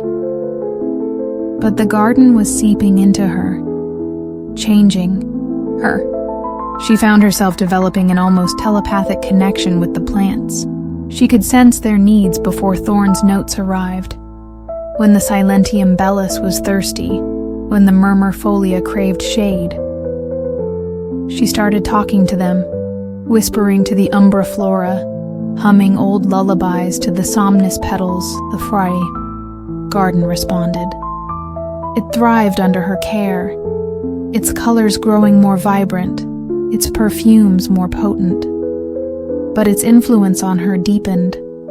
Her dreams became increasingly vivid, filled with writhing roots and whispering leaves. She felt a constant, low-level fatigue, as if the garden were drawing sustenance from her, not just her labor, but her very essence.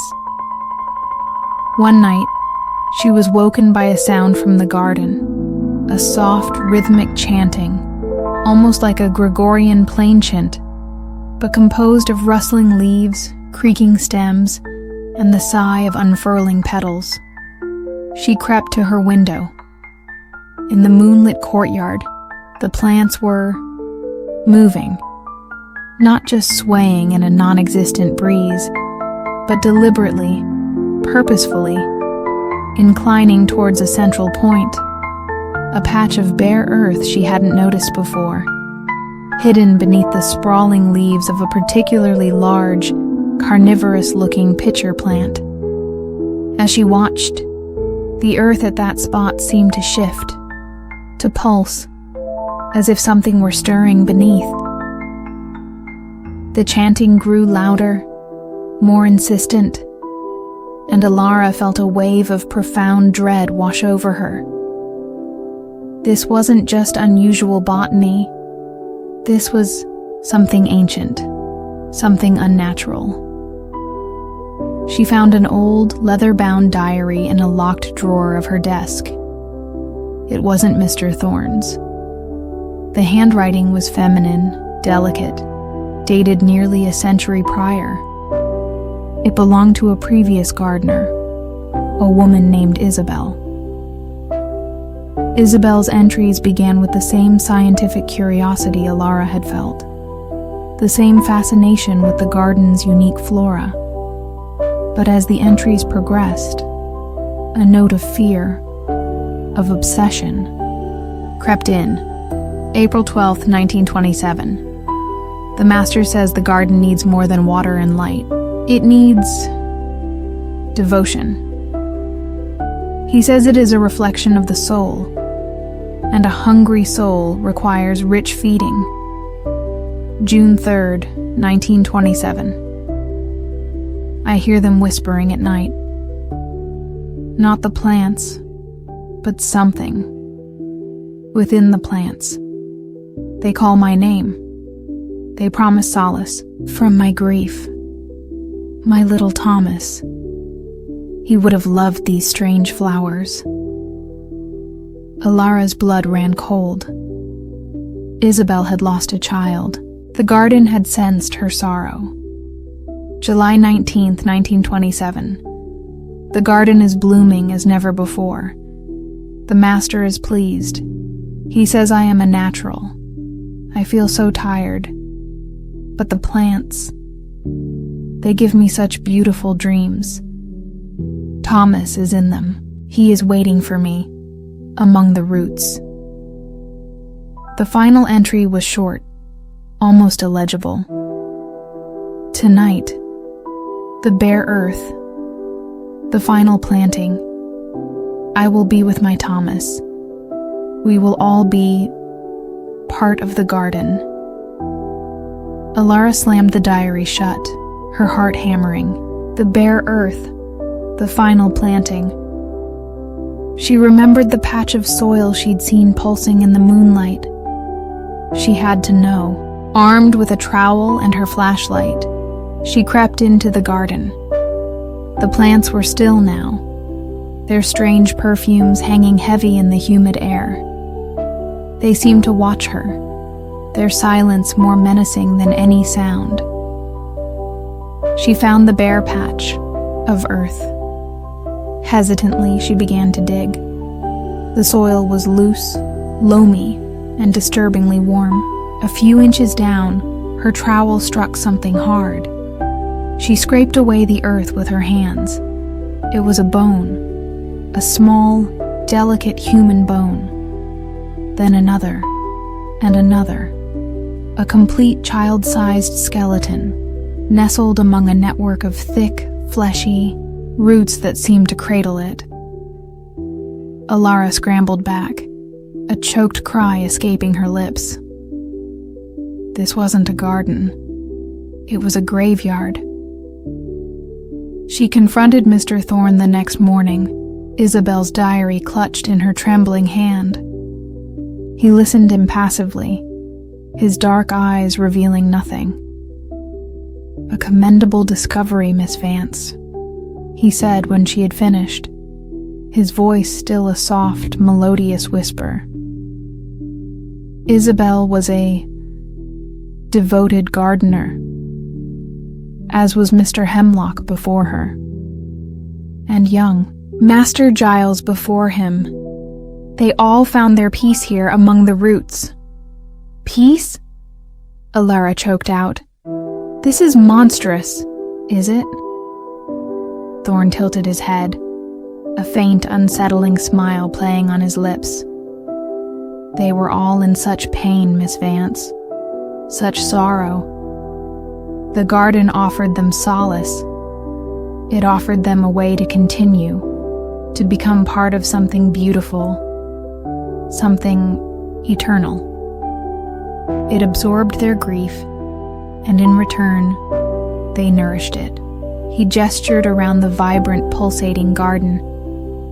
Look at them, Miss Vance. Have you ever seen such vitality? Such hunger? This is not mere botany. This is a symbiosis, a communion. And what about me? Alara whispered, her voice raw. Am I to be the next planting? Thorn's smile widened. The garden chooses, Miss Vance. It always chooses. It senses the hollow spaces within us, the sorrows we carry. Your unique theories, your understanding of the interconnectedness of life. You were always destined for Gethsemane Row. He stepped closer, his eyes holding hers. You feel it, don't you? The pull of the roots, the promise of the blossoms, the peace of the soil. And Alara, to her horror, realized that she did. A part of her, the lonely, discredited scientist, the woman who had poured her life into understanding the hidden life of plants, felt a perverse sense of belonging here. The garden was a living testament to her theories, albeit a monstrous one. That the Noctua Dolorosa is looking a little pale, Thorn murmured, his voice like a hypnotic suggestion. It requires a particular kind of sorrow to truly flourish. Your recent discoveries, they will provide an excellent vintage, I believe. Alara knew she had to escape, but the garden held her now, its invisible tendrils wrapped around her mind, its cloying perfume filling her senses. The gate to Gethsemane Row seemed 1,000,000 miles away, a forgotten exit from a dream she couldn't wake from. She found herself walking towards the Noctua Dolorosa, its black velvet petals beckoning. She could almost hear its whispered plea for sustenance. Her own grief, her professional despair, her current terror, they felt like a heavy, rich compost, ready to be offered. She knelt before the flower, her fingers tracing its impossibly soft petals. She could feel the thrum of life from the soil beneath her, the network of roots reaching, sensing, waiting. Days turned into weeks. Alara no longer kept a calendar. Time, in Gethsemane Row, was measured in blooming cycles, in the unfurling of new leaves, in the deepening of the garden's strange, sweet perfume. She tended the plants with a devotion that bordered on worship. She whispered her secrets to the umbraflora, shared her fading memories with the memoria petals, offered her tears to the lacrima arbor. She grew paler, thinner, her eyes taking on a distant, luminous quality. The fatigue was constant, but it was a strangely peaceful fatigue. The weariness of a task willingly, lovingly performed. Mr. Thorne watched her with his ancient, knowing eyes. Sometimes he would bring her a cup of rare, fragrant tea, brewed from the garden's own blossoms. It tasted of earth and sorrow, and a profound, unsettling peace. One evening, as dusk settled over Gethsemane Row, Alara found herself drawn to the bare patch of earth beneath the carnivorous pitcher plant. It was pulsing again, the soil shifting, expectant. She knew what the garden wanted, what it had always wanted. She lay down on the warm earth, the scent of 1,000 strange blossoms enveloping her like a shroud. She felt the roots beneath her, questing, gentle, welcoming. She closed her eyes, a faint smile on her lips. The whispers of the garden became her own thoughts. The thrum of its life became her own heartbeat. She was no longer Alara Vance, the botanist.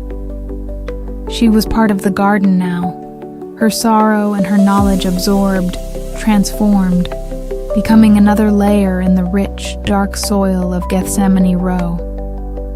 Mr. Alaric Thorne stood on the porch, watching as the last vestiges of the setting sun cast long, grasping shadows across the courtyard.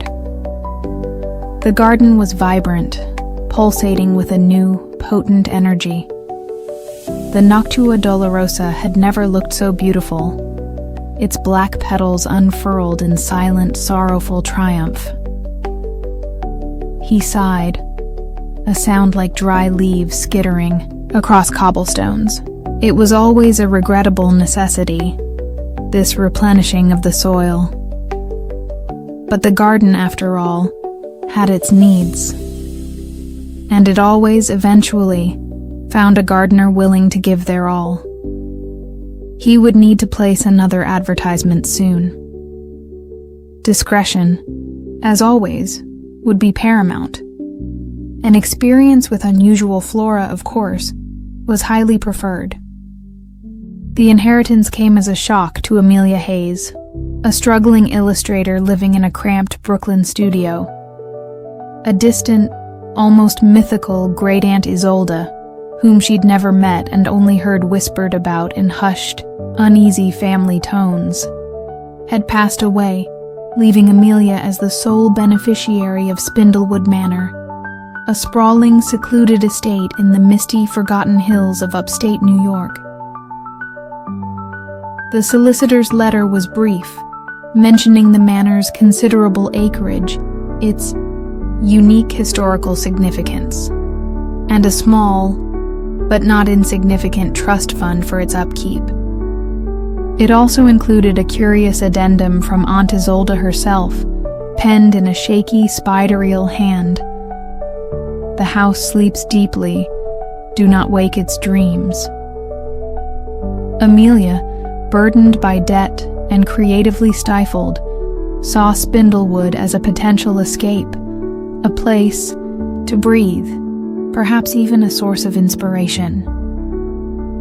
She packed her art supplies, a few essential belongings, and her skeptical tabby cat, Jasper, and drove north into a landscape that grew increasingly isolated and melancholic with each passing mile. Spindlewood Manor loomed out of the swirling autumn mist like a Gothic sentinel. It was a vast, rambling structure of dark, weathered stone, with a multitude of gables, turrets, and tall, narrow windows that looked like sightless eyes. Ivy, ancient and tenacious, clawed at its walls, and the surrounding grounds were a tangle of overgrown gardens and skeletal black-limbed trees. The air was heavy, still, and carried the scent of damp earth, decaying leaves, and a faint, almost imperceptible fragrance of old lavender and something else. Something metallic and faintly sweet, like old pennies. The massive oak front door, studded with iron, creaked open to reveal a cavernous, dust-sheeted foyer. A grand staircase, its dark wood polished smooth by generations of use, spiraled upwards into shadow. The silence within was profound, a heavy, muffling quiet that seemed to absorb sound, making even Amelia's footsteps on the marble floor sound muted and distant. Her first few days were spent exploring, a daunting task in a house that seemed to have no end to its rooms and corridors.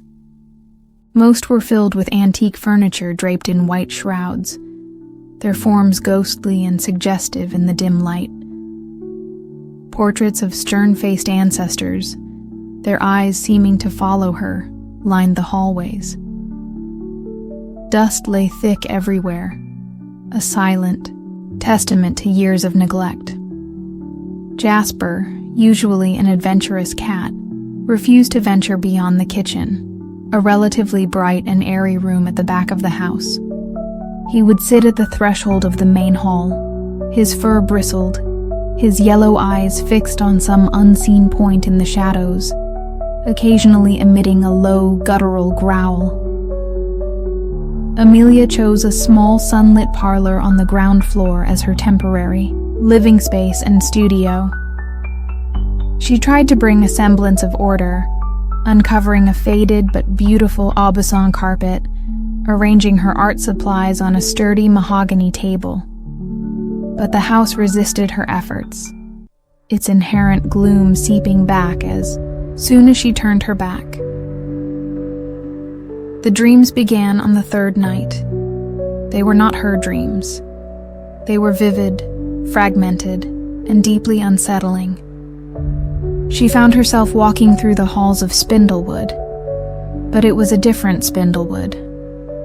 Pristine, gaslit, filled with the rustle of silk skirts and the murmur of hushed conversations. She saw figures she didn't recognize, men in frock coats, women in elaborate gowns, their faces pale and indistinct. She felt an overwhelming sense of sorrow, of unspoken tragedies, of secrets buried deep within the manor's walls.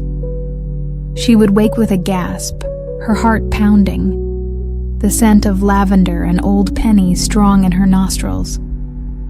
She discovered Aunt Isolde's journals in a locked secretaire in the master bedroom, a vast, oppressive chamber dominated by a heavy, four-poster bed draped in moth-eaten velvet.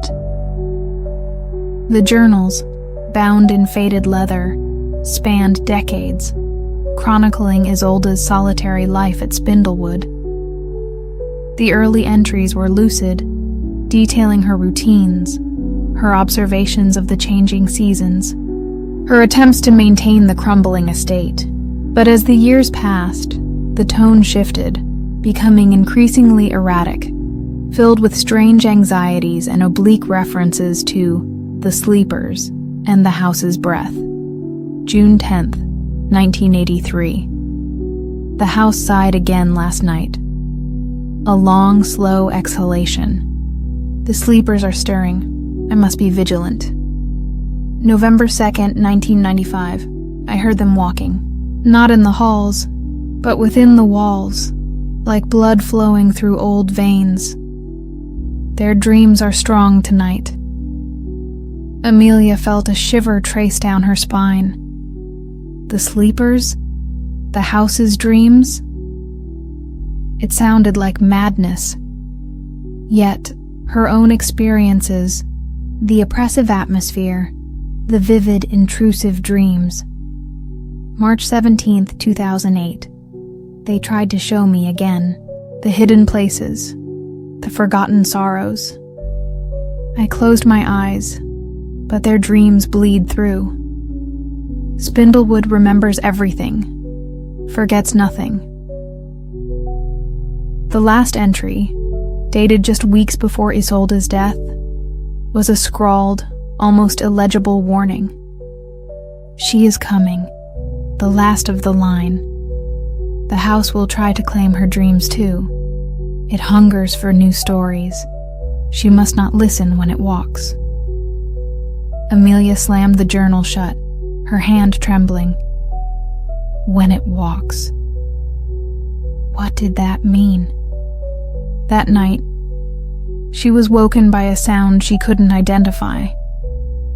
It wasn't a creak, or a groan, or the wind. It was a soft, rhythmic shifting, like immense, slow gears turning deep within the earth, or the collective sigh of a vast, sleeping lung. The entire house seemed to vibrate with it, a subtle, almost imperceptible tremor that resonated in her bones. Jasper, who had finally ventured out of the kitchen to sleep at the foot of her makeshift bed in the parlor, was bolt upright, his back arched, hissing at the closed door. Then came the footsteps, not the creaks of settling wood she'd grown accustomed to. These were distinct, measured footsteps, moving slowly, deliberately, in the hallway outside her parlor. They were heavy, as if an unseen person were pacing, back and forth. Amelia lay frozen, her breath caught in her throat. The footsteps paused outside her door. She could feel a presence there, a cold, heavy stillness. She squeezed her eyes shut, praying for it to go away. After what felt like an eternity, the footsteps resumed, receding down the hall, fading into the oppressive silence. She didn't sleep again that night. The phrase from Isolde's journal echoed in her mind. She must not listen when it walks. The next day, driven by a mixture of fear and a desperate need for answers, Amelia began to search for the hidden places Isolde had mentioned.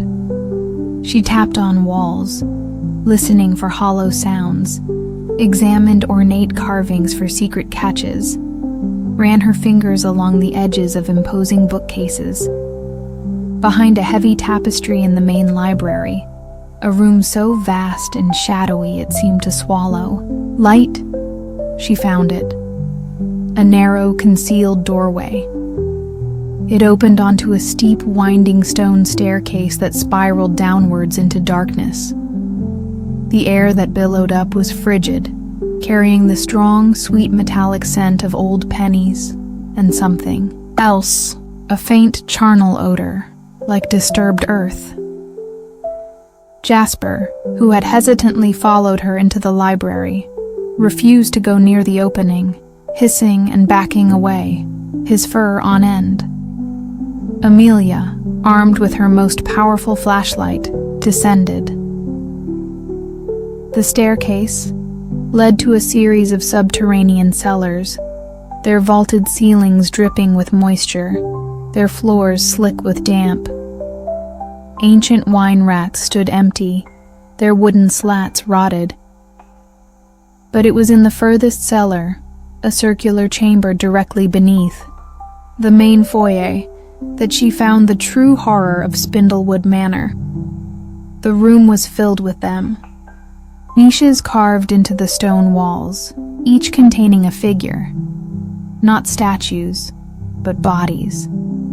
Perfectly preserved, dressed in antique clothing, their skin like pale wax, their eyes closed as if in peaceful slumber. Men, women, children, dozens of them, generations of Thorns perhaps, or former residents of Spindlewood, their lives inexplicably frozen in time. They were not decaying. They were not mummified. They simply slept. And in the center of the room, on a raised stone dais, lay a figure that made Amelia's blood run cold. A woman, beautiful even in her unnatural stillness, dressed in a flowing white gown, her dark hair fanned out around her head like a morbid halo. Her hands were crossed over her chest, clutching a single withered black rose. Amelia recognized her. She was the woman from her dreams, the woman whose overwhelming sorrow had permeated those nocturnal visions. As she stared, a low hum filled the chamber, seeming to emanate from the sleeping figures themselves. The air grew colder, the sweet metallic scent more intense. The figure on the dais stirred, not a physical movement but a shifting. A flicker in the ambient gloom, a subtle change in the shadows around her. Her closed eyelids twitched, her pale lips parted, releasing a silent, invisible breath that washed over Amelia, cold and cloying. The house was walking. Its dreams were stirring. Amelia backed away, her flashlight beam shaking. She had to get out. This house wasn't just haunted. It was a mausoleum, a vast, dreaming entity. And these sleepers were its heart. She fled up the winding staircase, back into the relative sanity of the library, But the house was different now. The air thrummed with a new energy, a subtle vibration. The silence was charged, expectant. The portraits in the hallways seemed to watch her with a new, predatory intensity. That night, the footsteps were bolder, closer. They didn't just pace the halls. They circled her parlor, pausing at the door, the windows. The rhythmic shifting sound from deep within the house was stronger. A slow, inexorable pulse. And her dreams. They were no longer fragmented visions of the past. Now, she was in them. She walked the gaslit halls of Spindlewood as one of the figures, her movements slow, her thoughts muddled, a profound weariness settling over her. She danced in the grand ballroom with a silent, unseen partner. She sat at the long dining table, surrounded by the pale, sleeping faces of the figures from the cellar, sharing a silent, spectral meal. She woke exhausted, her limbs heavy, a strange, sweet taste in her mouth. She felt herself being drawn into the house's dream, her own identity, her own memories, beginning to fray at the edges. She knew she had to fight it. She was the last of Isolde's line. The house and its sleeping residents were trying to claim her, to add her to their eternal somnambulistic existence. She remembered Isolde's words. Do not wake its dreams. But what if the only way to escape was to do just that? To shatter the illusion, to disrupt the endless, silent cycle. She thought of the woman on the dais in the cellar, the source of the sorrowful dreams, the central figure in the house's psychic landscape. Perhaps she held the key. With a resolve born of desperation, Amelia descended into the cellars once more. The hum was louder now, the air thick and cloying. The sleeping figures in their niches seemed more present, their stillness charged with an almost unbearable tension. She stood before the woman on the dais. The figure's eyelids were still twitching, her lips moving slightly, as if trying to speak.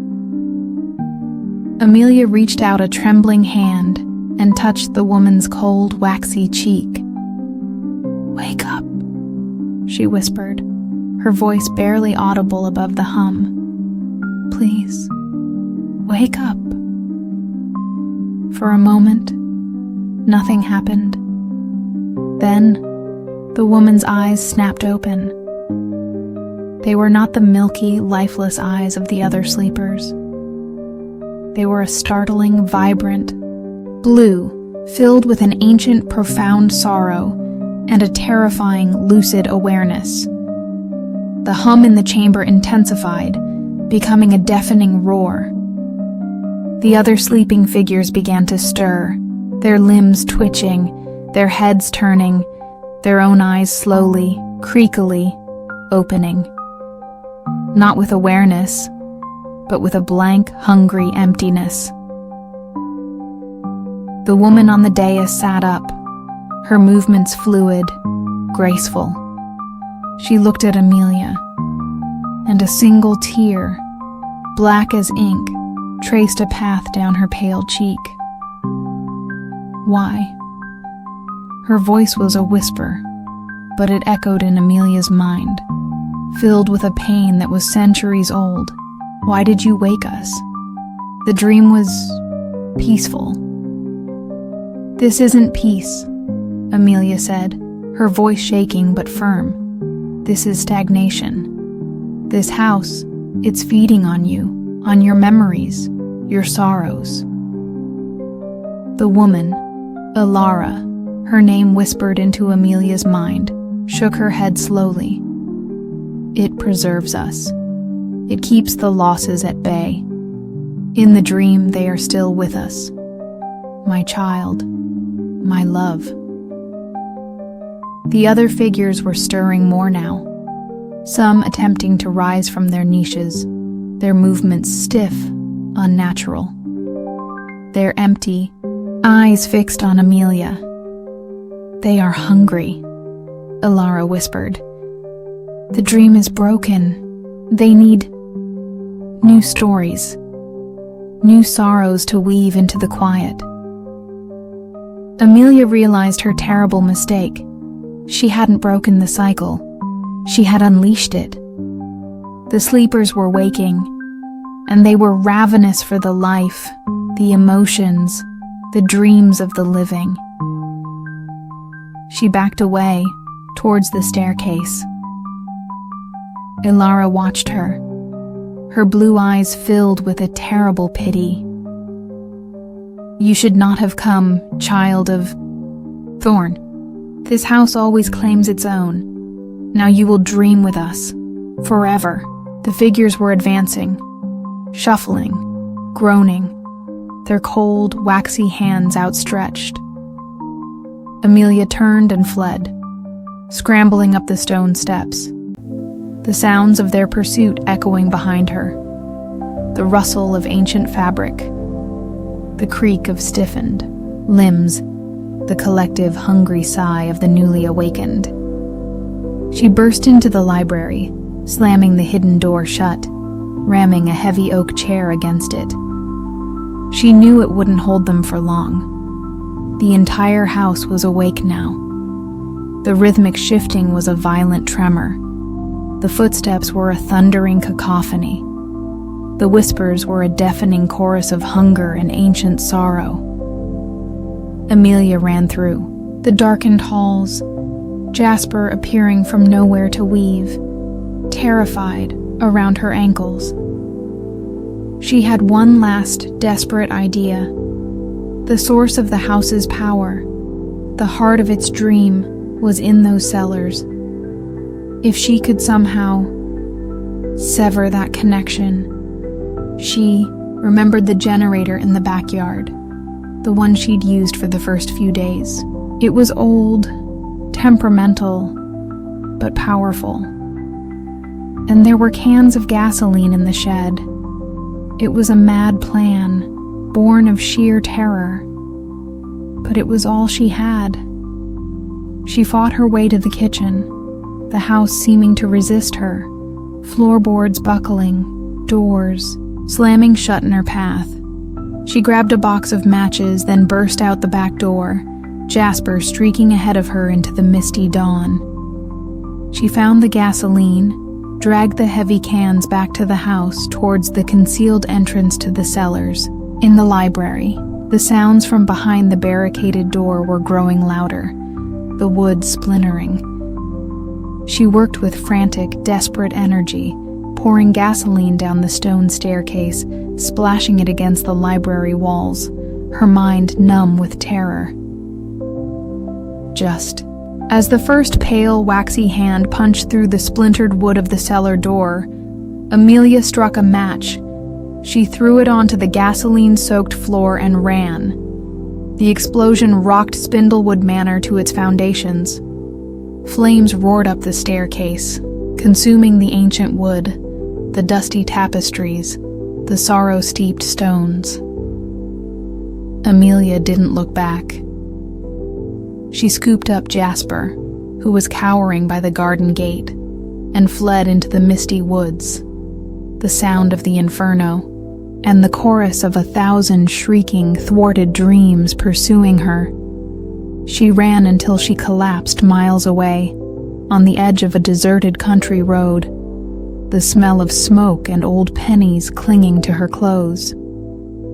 Spindlewood Manor burned for 2 days. When the fire finally died, little remained but a blackened, smoking ruin. The official reports cited faulty wiring in an old, neglected building. No mention was made of the subterranean cellars, or their silent, sleeping occupants, now presumably consumed by the flames. Amelia never returned. She sold the land to the state for a pittance, stipulating only that it remain untouched. A wild, overgrown memorial to forgotten sorrows. She still has the dreams, sometimes. Dreams of gaslit halls, of silent, watchful figures.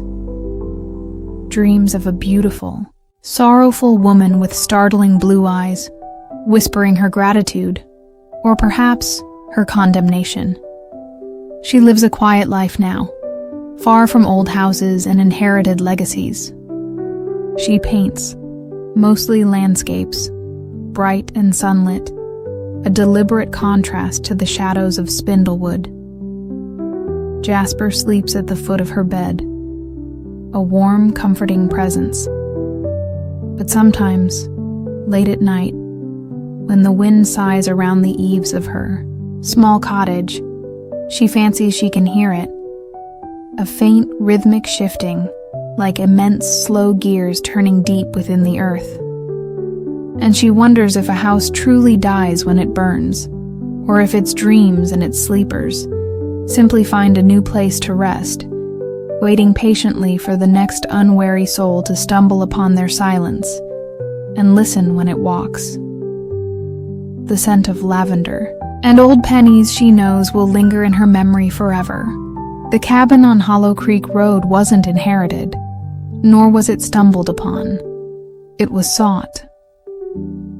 For years, Dr. Alistair Finch, no relation to the unfortunate historian of Weaver's Point, though the name Thorne, it seemed, had a morbid cousin in, Finch, when it came to peculiar legacies, had chased whispers of a place where folk art blurred into something far older, something primal. His field was osteoarchaeology, but his passion, his obsession, was the study of ritualistic bone craft, the ways ancient cultures had used bone not just for tools, but for art, for divination, for communion with the unseen. The rumors led him to this forgotten valley in the Ozarks, a place where the trees grew too close together and the shadows clung to the hollows even at midday. The cabin, barely visible from the overgrown track that served as a road, was said to be the last known residence of a woman named Alara Thorne.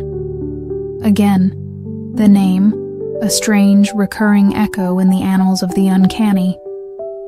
Alara Thorne, local legend, whispered, was a bone weaver, a practitioner of an art so ancient it predated memory, an art that some said could bind spirits to the physical world, or worse, draw the physical world into the realm of spirits. Alistair, a man of science, despite his esoteric interests, approached the cabin with a mixture of academic excitement and a deeply buried trepidation. It was small, constructed of rough-hewn logs chinked with crumbling daub. A low stone chimney emitted no smoke. The windows were dark, like empty sockets. The air around it was still, heavy, and smelled of damp earth, decaying leaves, and a faint, almost imperceptible scent of something acrid and sweet, like burning sugar and old bone. The door, a single slab of weathered oak, was unlocked. He stepped inside, his boots crunching on a thin layer of dust and what looked like bone meal. The cabin's single room was dominated by a massive stone hearth, cold and dark. The furniture was sparse, handmade and draped in cobwebs. But it was the walls that seized Alistair's attention. They were covered, from floor to ceiling, with intricate, unsettling constructions of bone. Animal bones, mostly. Deer, raccoon, bird. But also, Alistair noted with a professional chill, what appeared to be human bones, small and delicate, woven into complex lattices, spirals, and glyph-like patterns. Tiny skulls, femurs no longer, then his hand, ribs curved into graceful, disturbing arcs. They were not macabre in a gruesome sense. They were beautiful in a terrifying alien way. Polished smooth, etched with fine, almost invisible carvings, they seemed to pulse with a faint internal luminescence in the dim light filtering through the grimy windows. This was Alara Thorne's legacy, the Bone Weaver's Gallery. Alistair set up a makeshift camp, his small tent pitched a respectful distance from the cabin, his research equipment, cameras, measuring tools, specimen bags, laid out on a ground sheet. He planned to spend a week, meticulously documenting the bone art, taking samples if possible, trying to understand the techniques, the symbolism, the mind that had created such haunting beauty. The first night, he was woken by a sound. A soft, rhythmic clicking, like dry bones being gently tapped together. It seemed to be coming from the cabin.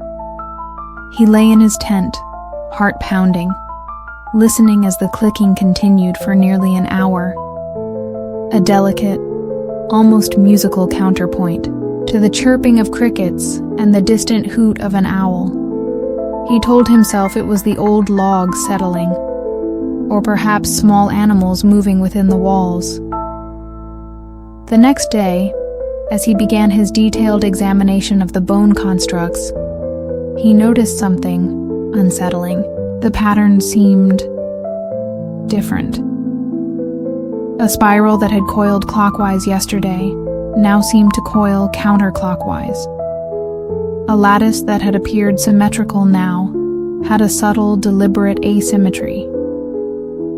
He dismissed it as a trick of memory, the play of light and shadow in the dim interior. He found Alara Thorne's journal tucked into a hollow log beside the hearth.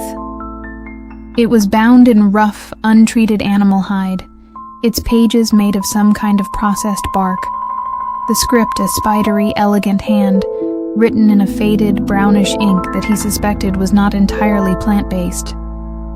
The entries were not dated in any conventional sense, but rather by seasons, by moon cycles, by the migratory patterns of birds. They spoke of the great silence of the valley, of the whispers of the old ones carried on the wind, of the sacred geometry of decay. The bones speak, if one knows how to listen, one entry read. They hold the echoes of life, the patterns of what was, and the templates of what might be. To weave them is to weave the fabric of existence. Alistair, the scientist scoffed. Alistair, the obsessive researcher of ritual bonecraft, was utterly captivated. The little sisters came to me in the silence. Another entry detailed, referring, Alistair presumed, to a pair of fawns whose delicate bones formed a particularly intricate mobile hanging from the rafters. Their fear was a song, their passing, a gift. Their bones now danced to a new rhythm.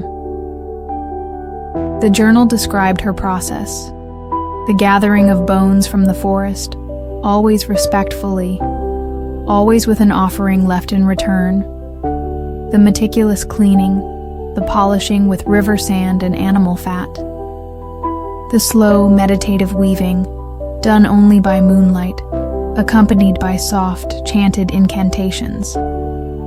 And then, the entries began to speak of the visitor. The visitor came from the deep woods, from the place where the creek runs black. It brought no bones of its own, for it was unformed. It sought a vessel, a pattern. It whispered of new geometries, of forms beyond mortal comprehension. Alistair felt a prickling unease. The local legends of Hollow Creek Valley spoke of a place deep, in the woods, a sinkhole or cave from which no one who ventured too close ever returned. They called it the Maw, "The visitor's hunger is great," Alara had written. "It craves form, substance. I offered it the bones of the hawk, the fox, the deer. It wove them into shapes I had never imagined, shapes that hummed with a silent, terrible power. But it was not satisfied. It desires more." The last entry was fragmented, hurried, the ink smudged as if by a trembling hand. "The silence is broken. The whispers are screams. The visitor weaves with my bones now. It is beautiful. It is complete." Alistair closed the journal, his own hands shaking. Alara Thorne hadn't just died in this cabin. She had become part of it, part of her art. That night, the rhythmic clicking from the cabin was louder, more insistent, and it was accompanied by a new sound, a faint, almost inaudible humming, a low, resonant thrum that seemed to vibrate in Alistair's very bones. He couldn't resist. He had to see. Flashlight in hand, he crept towards the cabin. The door was slightly ajar, a sliver of darkness visible within. He pushed it open. The interior was not dark. It glowed with a faint internal luminescence, emanating from the bone constructs on the walls. They were moving, not just subtly shifting, but actively, deliberately reconfiguring themselves. Lattices unwound and rewound. Spirals tightened and loosened. The small animal skulls turned on their articulated bone necks, their empty sockets seeming to fix on him. And in the center of the room, where the hearth should have been, stood a new construction. It was humanoid in form, nearly 7 feet tall, composed of an impossible amalgamation of animal and human bones, woven together with a grotesque, intricate beauty. Its limbs were too long, its joints articulated in ways no natural creatures could be. Where its head should have been, there was a swirling vortex of polished bone fragments, tiny shards clicking and spinning, creating that rhythmic, almost musical sound. And from deep within that vortex, the low, resonant humming pulsed like a trapped heartbeat. The visitor, given form, woven from the bones of the forest, and, Alistair now realized with dawning horror, from the bones of Alara Thorne herself. Her skull, small and delicate, was visible at the apex of the swirling vortex, her empty eye sockets staring sightlessly. Alistair backed away, a strangled cry caught in his throat. The bone golem turned its swirling head towards him, the clicking and humming increasing in intensity. It took a hesitant, jerky step, its bone joints creaking and popping. He fled, stumbling back to his tent, his mind reeling. This was beyond anything he had ever imagined. This wasn't art or ritual. This was something else. Something ancient, alien, and terrifyingly alive. He knew he should leave, pack his equipment, and never look back. But the scientist in him, the obsessive researcher, was captivated. He had stumbled upon something unique, something paradigm-shattering. He had to understand. The next day, he approached the cabin cautiously. The bone golem was still, standing motionless in the center of the room, its bone vortex head slowly rotating. The other bone constructs on the walls had also stilled, but their new configurations remained. They were more complex now, more intelligent in their design. He spent the day observing, sketching, taking photographs from a safe distance. He noticed that the golem seemed to respond to his presence, its head vortex turning to follow his movements, the humming increasing in pitch when he drew too close. That night, he didn't sleep. He sat outside his tent, watching the cabin. The internal luminescence was brighter, the clicking and humming more constant. He could feel the intelligence behind it, cold, alien, and appallingly patient. He realized the truth. Alara Thorne hadn't just been a bone weaver. She had been a conduit, a vessel. She had invited something into this valley, something from the deep woods, from the maw, and it had used her art, her skills, her very bones, to give itself form, to anchor itself in this reality. And now, it was aware of him. The teletype in his memory, the one from Station Astra in that other, almost forgotten life as an astrophysicist, seemed to clatter in his mind. The patterns are converging. Are you observing the resonance? He was observing it. He was feeling it. A new thought, cold and sharp, pierced through his academic curiosity. The golem was made of bone, but bones decay, break, become brittle. To maintain its form, to grow, it would need fresh material. His own bones, he realized with a jolt of pure terror, were composed of the same calcium, the same phosphorus, the same intricate cellular matrix as those woven into the golem's form. He was not just an observer here. He was a potential resource. The humming from the cabin grew louder, taking on an almost seductive quality. The clicking rhythm became more complex, a silent, bony song that seemed to call to something deep within him, something ancient and forgotten in his own DNA. He saw Alara Thorne's journal lying where he'd left it, beside his cold campfire. He picked it up, his fingers tracing the strange, spidery script.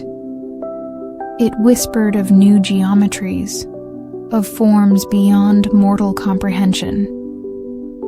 He looked at his own hands, the hands of a scientist, a researcher. But the golem, the visitor, didn't see a scientist. It saw a collection of beautifully articulated bones, a fresh supply of raw material for its endless, silent weaving. The cabin door creaked open further, a dark invitation. The humming intensified, pulling at him, promising what? Understanding? Completion? Absorption? Alistair Finch, the man who had chased the echoes of ancient rituals his entire life, finally understood the true nature of the art. It wasn't about preserving the past or communing with spirits.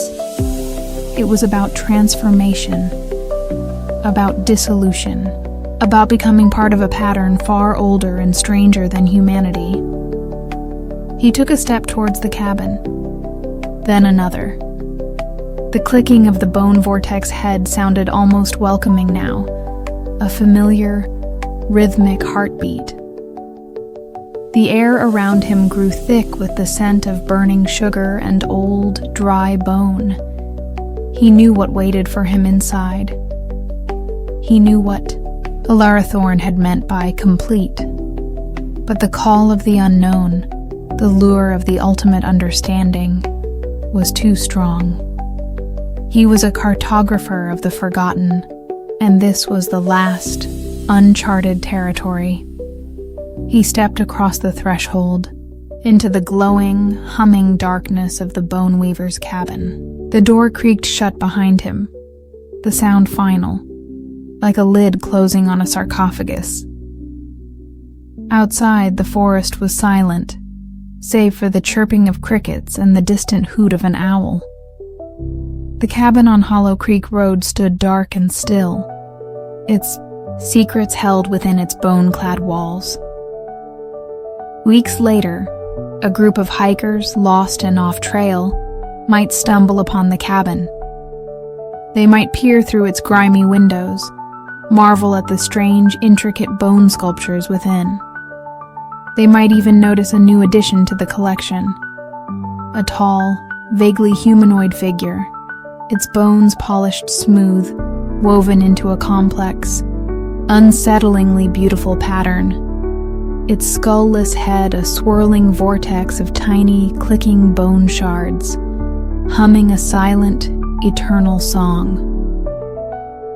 They would likely not find the small, leather-bound journal, or the neatly packed research equipment, or the abandoned tent. Those would have long since been absorbed, repurposed, woven into the ever-expanding, ever-hungry tapestry of the bone weaver of Hollow Creek Road. The valley kept its silence, and its art, very, very well.